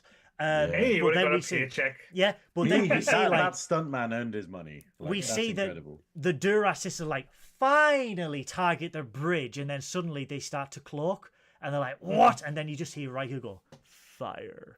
And that one torpedo. Now, I got a bit pissed off because this was a direct rip-off of the Undiscovered Country, from the torpedo to the actual explosion of the bird of prey, which was copy and paste from the Undiscovered Country. It's the very same explosion. Though, you get one torpedo, one explosion. It was good. But I love the fact that they did that. They blew up the bird of prey, and you just see Data just go, yes! that was the one moment that I got on board with. I was like, yes, I'm happy with that. I genuinely loved the Duras sisters, like their final thing, where they're basically, one of them is just looking forward, and then the other one's just got the view screen in the background, just being like, speechless. They're just like going, oh shit. Like, I love it. That realization of going, we've popped up and managed to escape so many times throughout their franchise that they're just going, we can't get out of this, But this is for having a dodgy plasma coil. But this is the part of the movie where everything starts going wrong for our heroes, because we go back to the planet's surface. The bird of prey is being destroyed. Hooray, the enemies are being thwarted. Now this enemy on Veridian 3. And then we see Picard again trying to circumnavigate this force field, and he finds that there is a weak gap. spot. There's a weak spot, there's a gap. And if he can move the rocks, he can start to squeeze through and stuff like that. And he's trying to do that. And what we see is like he does it, but then it breaks. He gets stuck. He gets stuck, and it triggers the force field. And we see that Zoran and alerts Soren. Soren to basically Soren hears it, and he's like, "Oh, you're trying to get through there." So basically, starts firing on him. Which can I say though as well? One thing I did love about Soren, his gun was kind of like, again, because normally Star Trek's quite very unique gun. It was very hodgepodge. Hodgepodge put together, and Yeah. the movement of it as well. It was very Star It's like Trek, he- but not Star Trek-esque as well. Yeah. It's like he'd made it himself. Like he was Yeah. like, "Hey, Yeah, this yeah. is one of my inventions." Yeah, but then we see that Picard is fired upon. Is he alive? Is he dead? We don't know. But then we go back to Can't the cut off two Enterprise. captains. But then we go back to the Enterprise, and like the Enterprise is more damaged than they are led to believe, and LaForge is trying to triage as much as he can, but then suddenly there is just a coolant leak in the warp core, Yeah. and he's just like, look, there is nothing I can do. This ship is going to explode. We need to evacuate as soon as possible. I love the change in LaForge on that bit as well, because normally Yeah. he's like Mr. Positive, get shit done. As soon Yeah. as that happens, he's like, right, everyone nothing I get the can fuck do. out of here. And Yeah. he goes all Yeah. Indiana Jones on us as well as the doors are coming down. Have He fun, rolls man. I away, doesn't love he? that they actually. This is like a moment of redemption for Geordie, because in Next Generation there's a scene where there's like going to be a warp core breach, and it has this Geordie doing this dramatic like roll underneath the sort of thing as it comes down. Yeah. But he's way earlier than the thing is coming down, and it's the most. It's so dramatic, and it's literally like. You could have stood there for another minute, mate. It's like it just, Yeah. and at least but- this one, it looks dramatic. He just rolls under it just in time, and it's like, okay, that works better. But we see that the ship is preparing to separate. It's finally a source of separation, which I think we got 2 or 3 times in I the think entirety of the Next 3 Generation. in all of Trek. 3 in all, the beginning, the gonna say, middle, and the end. How many engineers worked on making Yeah. that possible, like So- for the ship, and then they're like, "We'll use it twice." So was the separation of the saucer? Was this the first time we saw it on the big screen? On the or big was it- screen. Yeah. Yeah. The only So time, surely. the original plan for the motion picture was the refit Enterprise was going to source a separate. They didn't have the budget to do it. But in Generations, obviously, Next Generation, the ship had to separate and stuff like that. But we already see it 3 times, I believe. But Bye, they Mark. evacuate. Have a good night. They evacuate the ship to they evacuate the crew to the saucer section, and they are absolutely in this mad rush. They get the children. I love that you see this desperate, because we very quickly forget sometimes that the Enterprise is a family ship.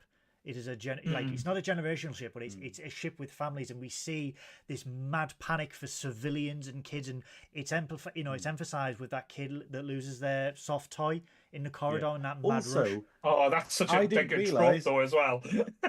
also in this scene, we get to see Nurse Ogawa, who We gets her. do. This is Nishi, the rest in only peace. only film she gets to be in. Rest in peace. No, Nurse she Ogawa. doesn't. She's in First Huh? Contact. Is she? She is in First Oh. Contact. I'm just gonna get Oh, excited brilliant! now Okay, watching no, that. I love a bit of Nurse May, Ogawa. may She's she fab. may she rest in peace. She did sadly pass away recently. But we see, so the evacuation is complete and they separate the saucer. And again, seeing that must have been so special, Paul, to see that on the big screen, to see this like gargantuan ship just like break apart like it did. That was the first Quicker than time the I've first fucking time. I'll say that. that was the that's first what time I like. experienced it. Like the saucer moving off. That's what I was going to ask, because again, I know I'm not the biggest like TV fan like of the series, but that was my first time seeing this. Like I didn't know that Starship Enterprise could do that. So seeing that on the big screen, I was like, oh shit! And then seeing it go into the planet's atmosphere as well. Like, and again, I know we mentioned at the start, the special effects on this movie was so well done. Like, there's movies getting made now that don't look that good as it did on this movie. The beauty of Star Trek in this period was they had perfected the use of practical models in conjunction with CGI to make it look seamless. And it looks timeless. Like, you look at that picture there, that is a practical model with CGI hull, burning. And it just looks fantastic. When the Enterprise when the star drive explodes and they go into the atmosphere and you just see like the whole ship just, how terrifying must it be to like be in a rudderless, heavy, big vessel that's just pointing down to this planet, and Data just going, oh shit. Because that just represents the entire audience, because the way that they portray like the view screen of it just going down, and they're going, they are not in control. it's an absolutely amazing scene, and I love that we hijacked it for one of the episodes where you weren't actually on it. I remember that. We Yeah. hijacked this scene, but the cool thing is that the next thing we see is that it doesn't do anything. Picard doesn't manage to actually stop Soren, No. and the ribbon actually hits the planet. And Well, then no, before it does, it crashes. The Enterprise crashes. Yeah. We see that amazing crash landing scene. It basically shows the scale, because we know the Enterprise is big, but we didn't know it was like it could take out half a forest and it's landing. And we see that massive like strip of destroyed forestry and the inertia when the ship stops. Poor Troy, by the way, she was given the keys to the car and ran it off within seconds. But we see that when the saucer stops and you see it, like, you know, when it bends and it does that, the inertia inside where everyone's seats are just launched at the front, and then Riker just looking up at the cracked dome, and you just see that. But yeah, like you said, Picard fails, the Nexus hits the planet. But I love the little scene before the planet explodes, because he detonates the star, fires a missile, detonates the star, moves a ribbon. When the Nexus goes past Picard and Soren, they both disappear just before the ribbon goes and the planet is hit. And what I love is that little bit where you see the planet being destroyed and you see the saucer, and you can actually see people walking along the saucer, just like swept up with the saucer section itself, and the planet is just completely destroyed. And you're going, holy shit, they've just killed everyone in this movie. But that's the thing. That's where this, like, as I mentioned before, this is such brave decisions for the filmmakers to make. Because in Star Trek, there's been times where they've got close, and you think, oh, they're not going to quite get through it. Oh, they're not going to beat this time. They're going to lose, and they always manage to do it. This one, they actually lose. Like, Picard can't get the job done. Soren is, as Graham said, such a big threat, and sucks. Like, again, he's not like a Bond villain saying, this is my dastardly plan, this is how you defeat me. He's like, no, fuck you, I'm going to blow this up. Go away. Yeah, he literally is the perfect villain in that he doesn't give anything away. They work it out themselves. Soren doesn't fail at anything he attempts to do in this whole movie, and it's only crazy time voodoo that stops him. Yes. And then we get crazy time voodoo. That's it, because they're trapped in the Nexus, and then basically Picard wakes up blindfolded in a room full of children. So obviously he's somehow appeared on Epstein Island, and then it turns out that they're actually shit kids, and it's basically Christmas in a house. Because I always wondered, because I totally. But that's the thing. If you look back, it's like, is Picard's dream to live in a Charles Dickens novel? Like, it's so cliche. It is Le Bear France. It is the Picard Chateau. Right, but it still wants to be in Great Expectations. Yeah, well, this is the thing, though. He specifically says, like, this is a moment of discovery for Picard, because basically he says, I don't know where this place is. It's not Chateau Picard. It's somewhere else. And he's like, I don't even know what this place is, but I must really want to be here. This must be a hidden dream of mine, if that's what has come up. And I'll speed through it, but effectively all these little kids, and it's this perfect Christmas tree, perfect Christmas, all the kids are happy, and they're all exactly what he wants his kids to be, and he feels so loved. He's got a wife, and then Guinan turns up and basically is just like, oh, you're in the Nexus, you know? Yeah, because he's a bauble. It's almost like she knows him as well. But he sees a star exploding. Yeah. He sees a star exploding, and he's like, "This isn't real." And then she's behind him going, "It's as real as you want it to be." Yeah, and it's that kind of realization that the Nexus is fake. It's not actually real. You exist inside it, but it's the idea of going, you're not going to achieve anything. It's like hubris, basically. But it's a nice little scene. Obviously, child actors. There's all I wrote is, the little girl is a shit. Oh, thank you for the dolly. And you're like, you had one line and you failed it. I'm sorry. Like, why can't they get a fully grown? They need to get a fully grown woman just dressed as a child just to portray this line, and it would make it way creepier. I'm gonna find that cast member as you talk, and I'm gonna give him a massive shout out. But we'll get her Oh. on the podcast. Like, Yeah. you were shit. I'm You on were it. shit. Why do you not act better? But basically, Picard manages to get out of it by sort of realizing that it's all bollocks, and then Guinan basically goes like, "Hey, I'll lead you to a person who can actually help you, because even though you can step out of the Nexus at any time you want, you're just going to Yeah, fail. I If you don't against understand that Soren yourself." aspect. So it It's takes simply so the hard idea to of get into the Nexus, and it's so easy to get out of it. But Oh, that's good. exactly it, though. Space It's time that's the continuum. metaphor. You control reality. You can do whatever Right. you want at any time. Right. Continue. You could abuse the fuck out of the Nexus, but no one is strong enough to willingly leave the Nexus. I think that's the reality of it. So it's, you can't get back in, and then why would you ever risk leaving? Mhm. But yeah, so basically Guinan leads him to Captain Kirk, who doesn't realize how long he's been there, because timey-wimey bullshit. But it's the fact that Kirk hasn't picked up on the fact that he's in the Nexus in some kind of dream world. So he's basically just, and this is the strange thing though, where it kind of, we could get like all Freudian about it, but we don't know people's internal dreams. Like, people's deepest desires don't naturally match what they think they are. It's the fact that Picard didn't realize he wanted kids. Like, even with like Renee, like his nephew being killed, he didn't realize that, he wanted his own kids, and then that's what the Nexus shows him. The same as Kirk basically goes, "Hey, what I want isn't traveling around the galaxy. It's not being a captain. It's not exploring new things. It's actually settling down with this woman who I really should have married when I had the chance, rather than going on missions." And I quite like that it does that. But then, yes, when Mimi they Collins. is that the Mimi name of Collins. is that the Mimi name of the Collins. kid? She looks like a Mimi. This was her only acting role. Thank There you, is a thank you, God, at Mimi, least. for trying. Continue. But Yes. yes. Thanks for trying. We've chuck her in the fire. Just there we go. Where did you get say, because this is the first interaction with like the two captains coming face to face? Were you did it live up to the the thought it was I going was to be, or worried.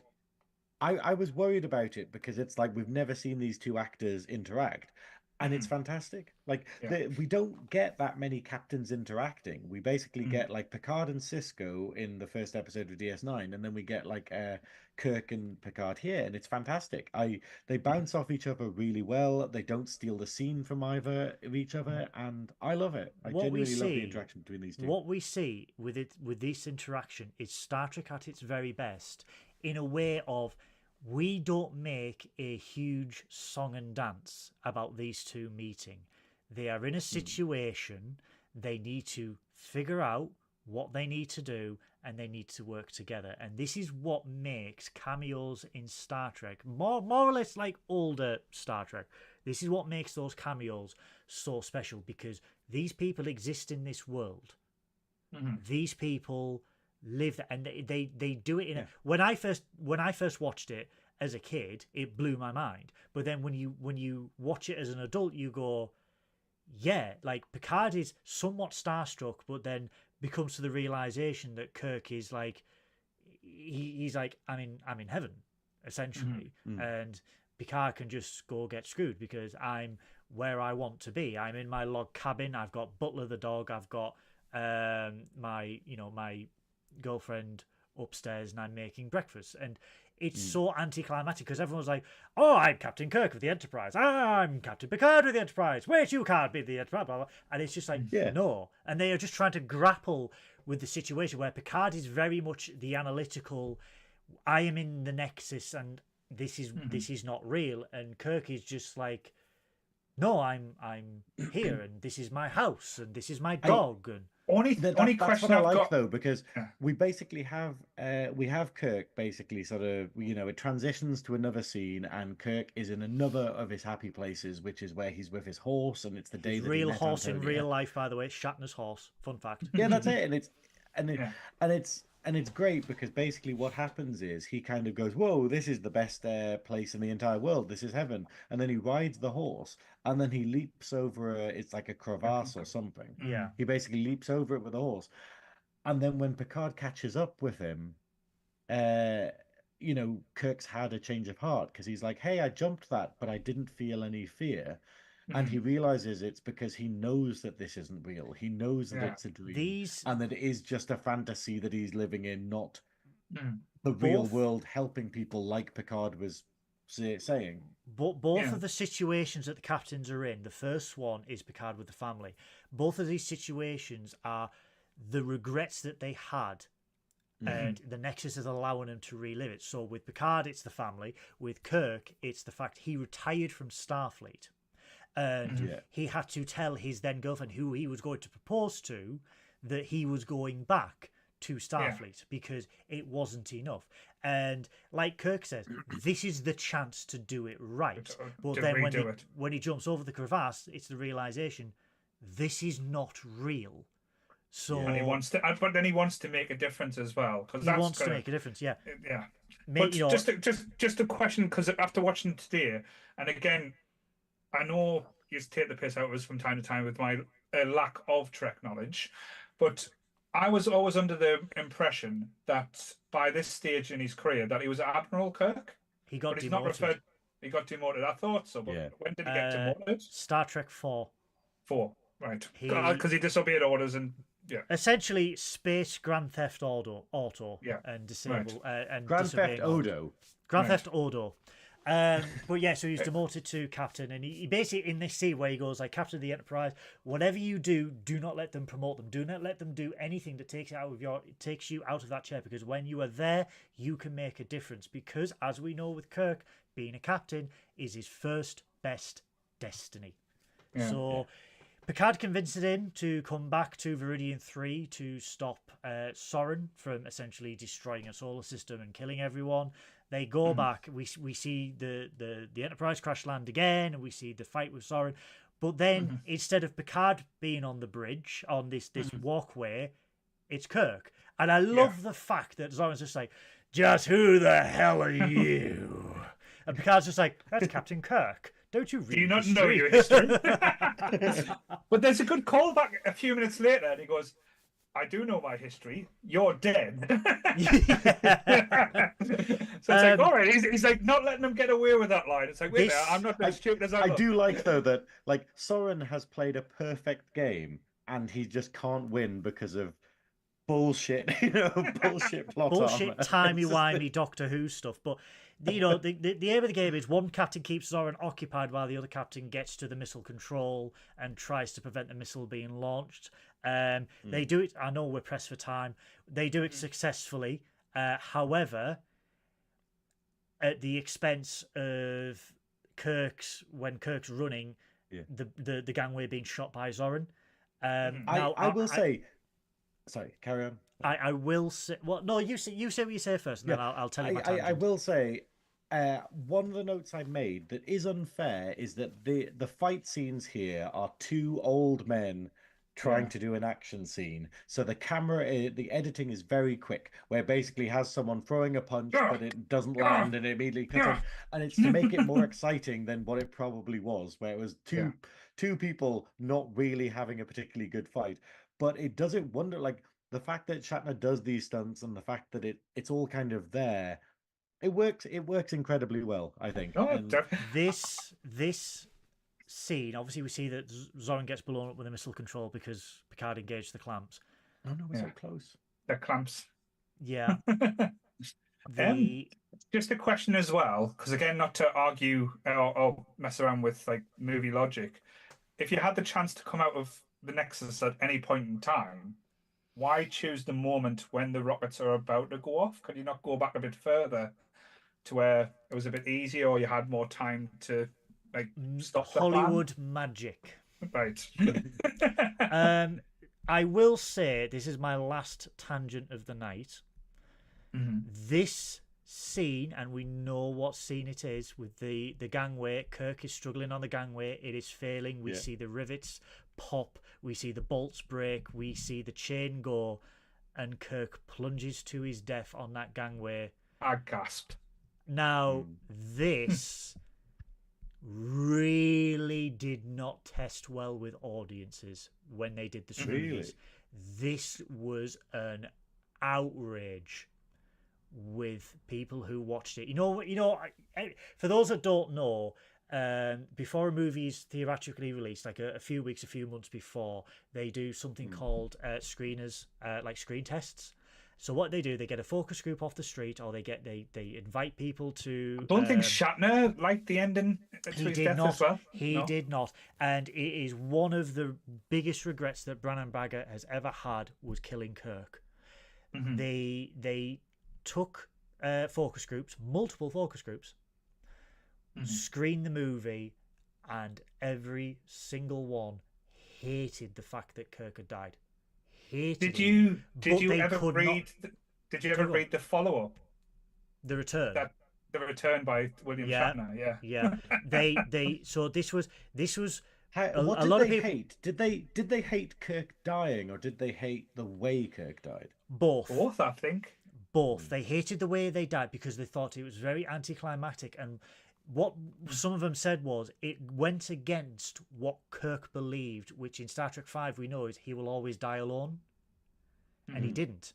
But they did not like the fact that Kirk had died, and fans rallied for like 10, 15 years after this to bring back Kirk, to the point where it was achingly, and I mean really frigging close, for Kirk to be in Star Trek Enterprise. And I mean to the point where they were at the final negotiation meetings with Kirk and with Shatner and Paramount, but Shatner wanted too much.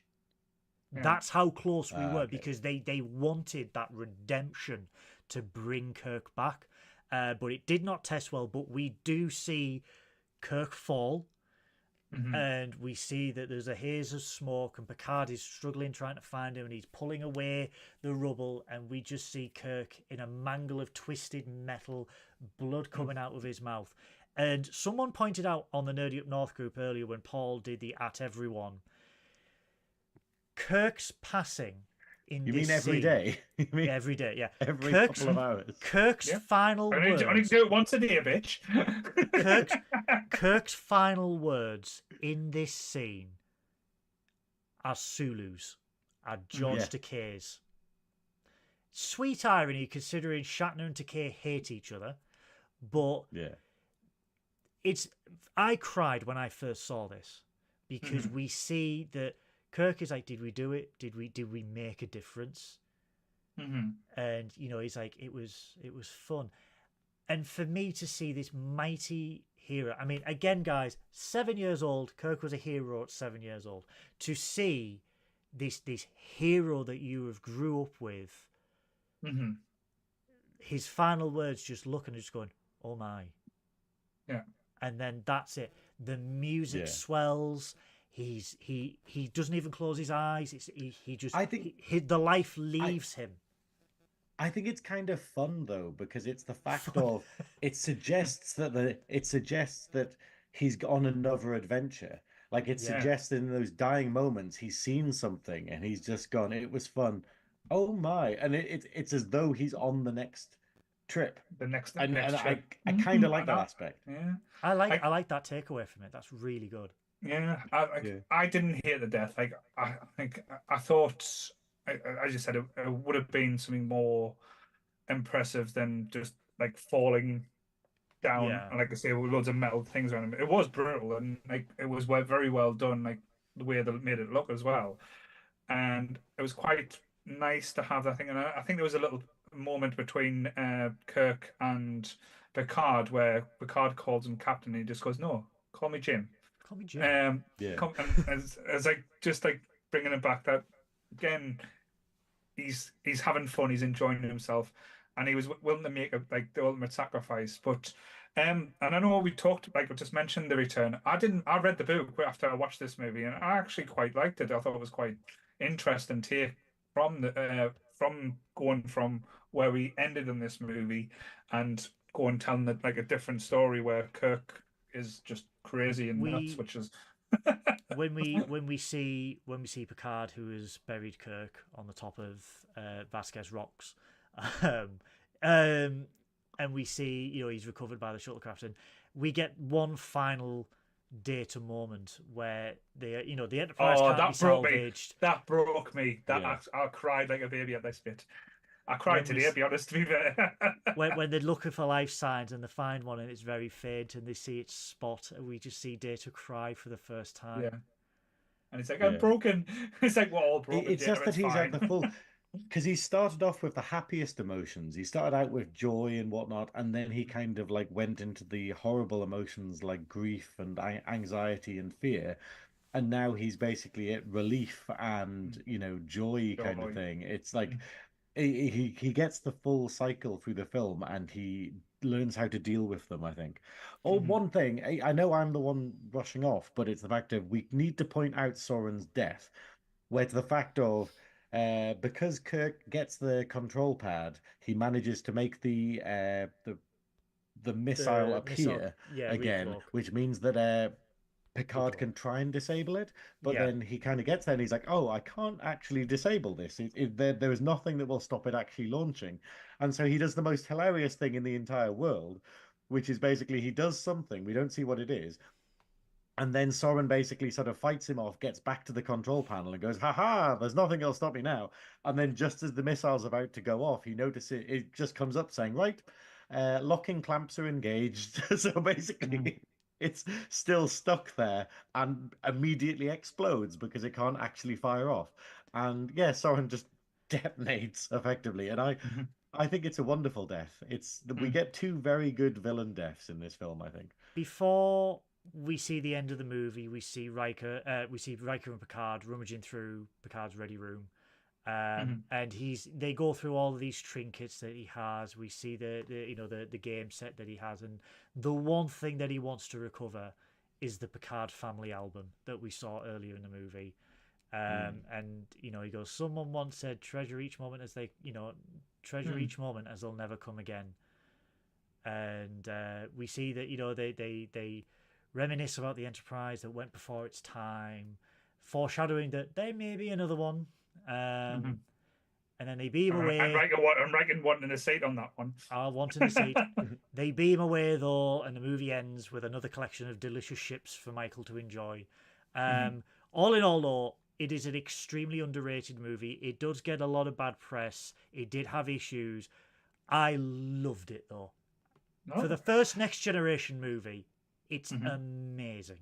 It's a great starting point, and as you said, for Yeah. what to come, it like again, people always go on and say how First Contact is the best or their favorites, which I can understand.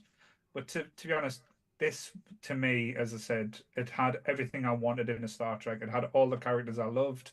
Yeah. And yeah, like being a fan of the movies as I was, like, and I know me and Graham will always have arguments.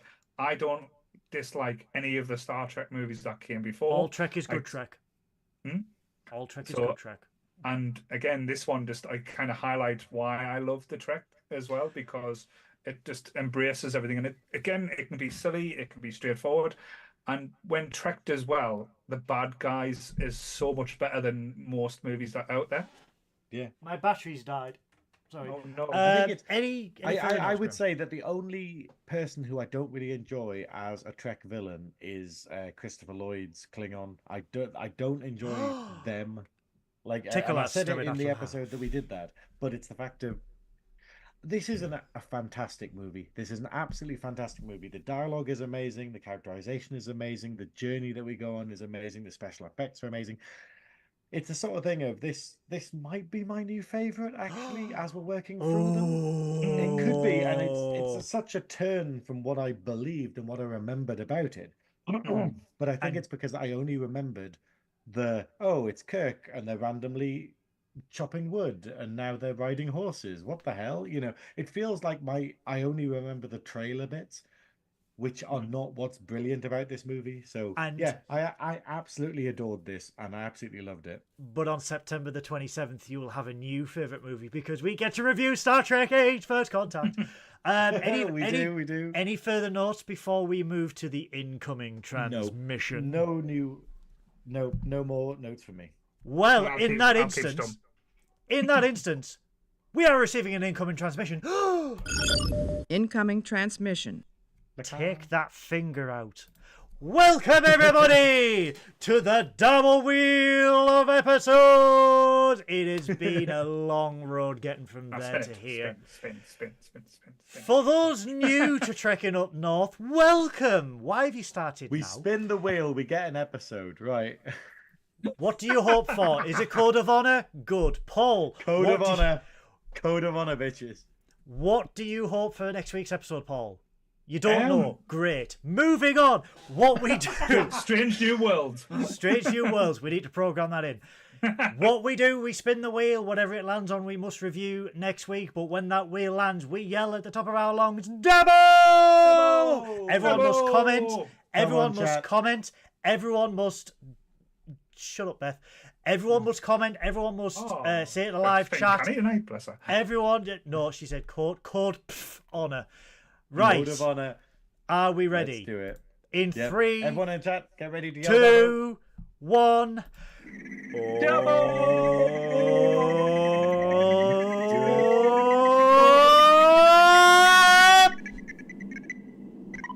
Oh, I saw Code of Honor.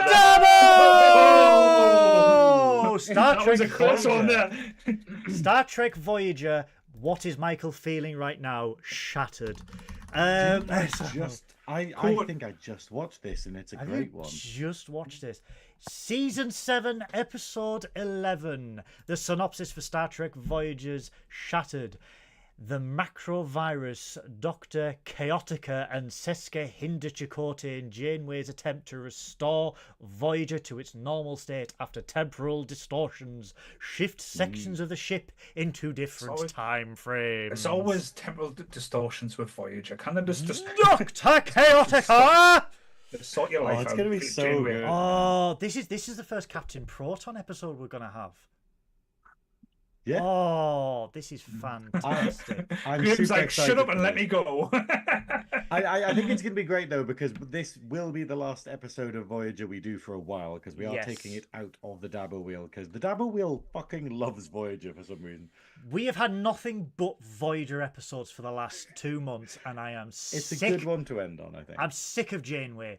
But no, ladies and gentlemen, boys and girls, Treks and Trekkers, that has been our review of Star Trek Generations. I would like to thank, first and foremost, my delicious co-host, Science Officer Synoiz, for being here, and our very special guest, Paul. If you like this video, click like. If you're not a subscriber, subscribe to Nerdy Up North. Everything Nerdy Up North does is in the description below. Follow our friends below, especially Search for Trek, please, because I am so poor. I'm so very poor. Follow everyone down below. You won't regret it. The Velvet Snatch, the store is there. The links are there. Donate for Nina to jump out of a plane and fund her for having a parachute so she survives.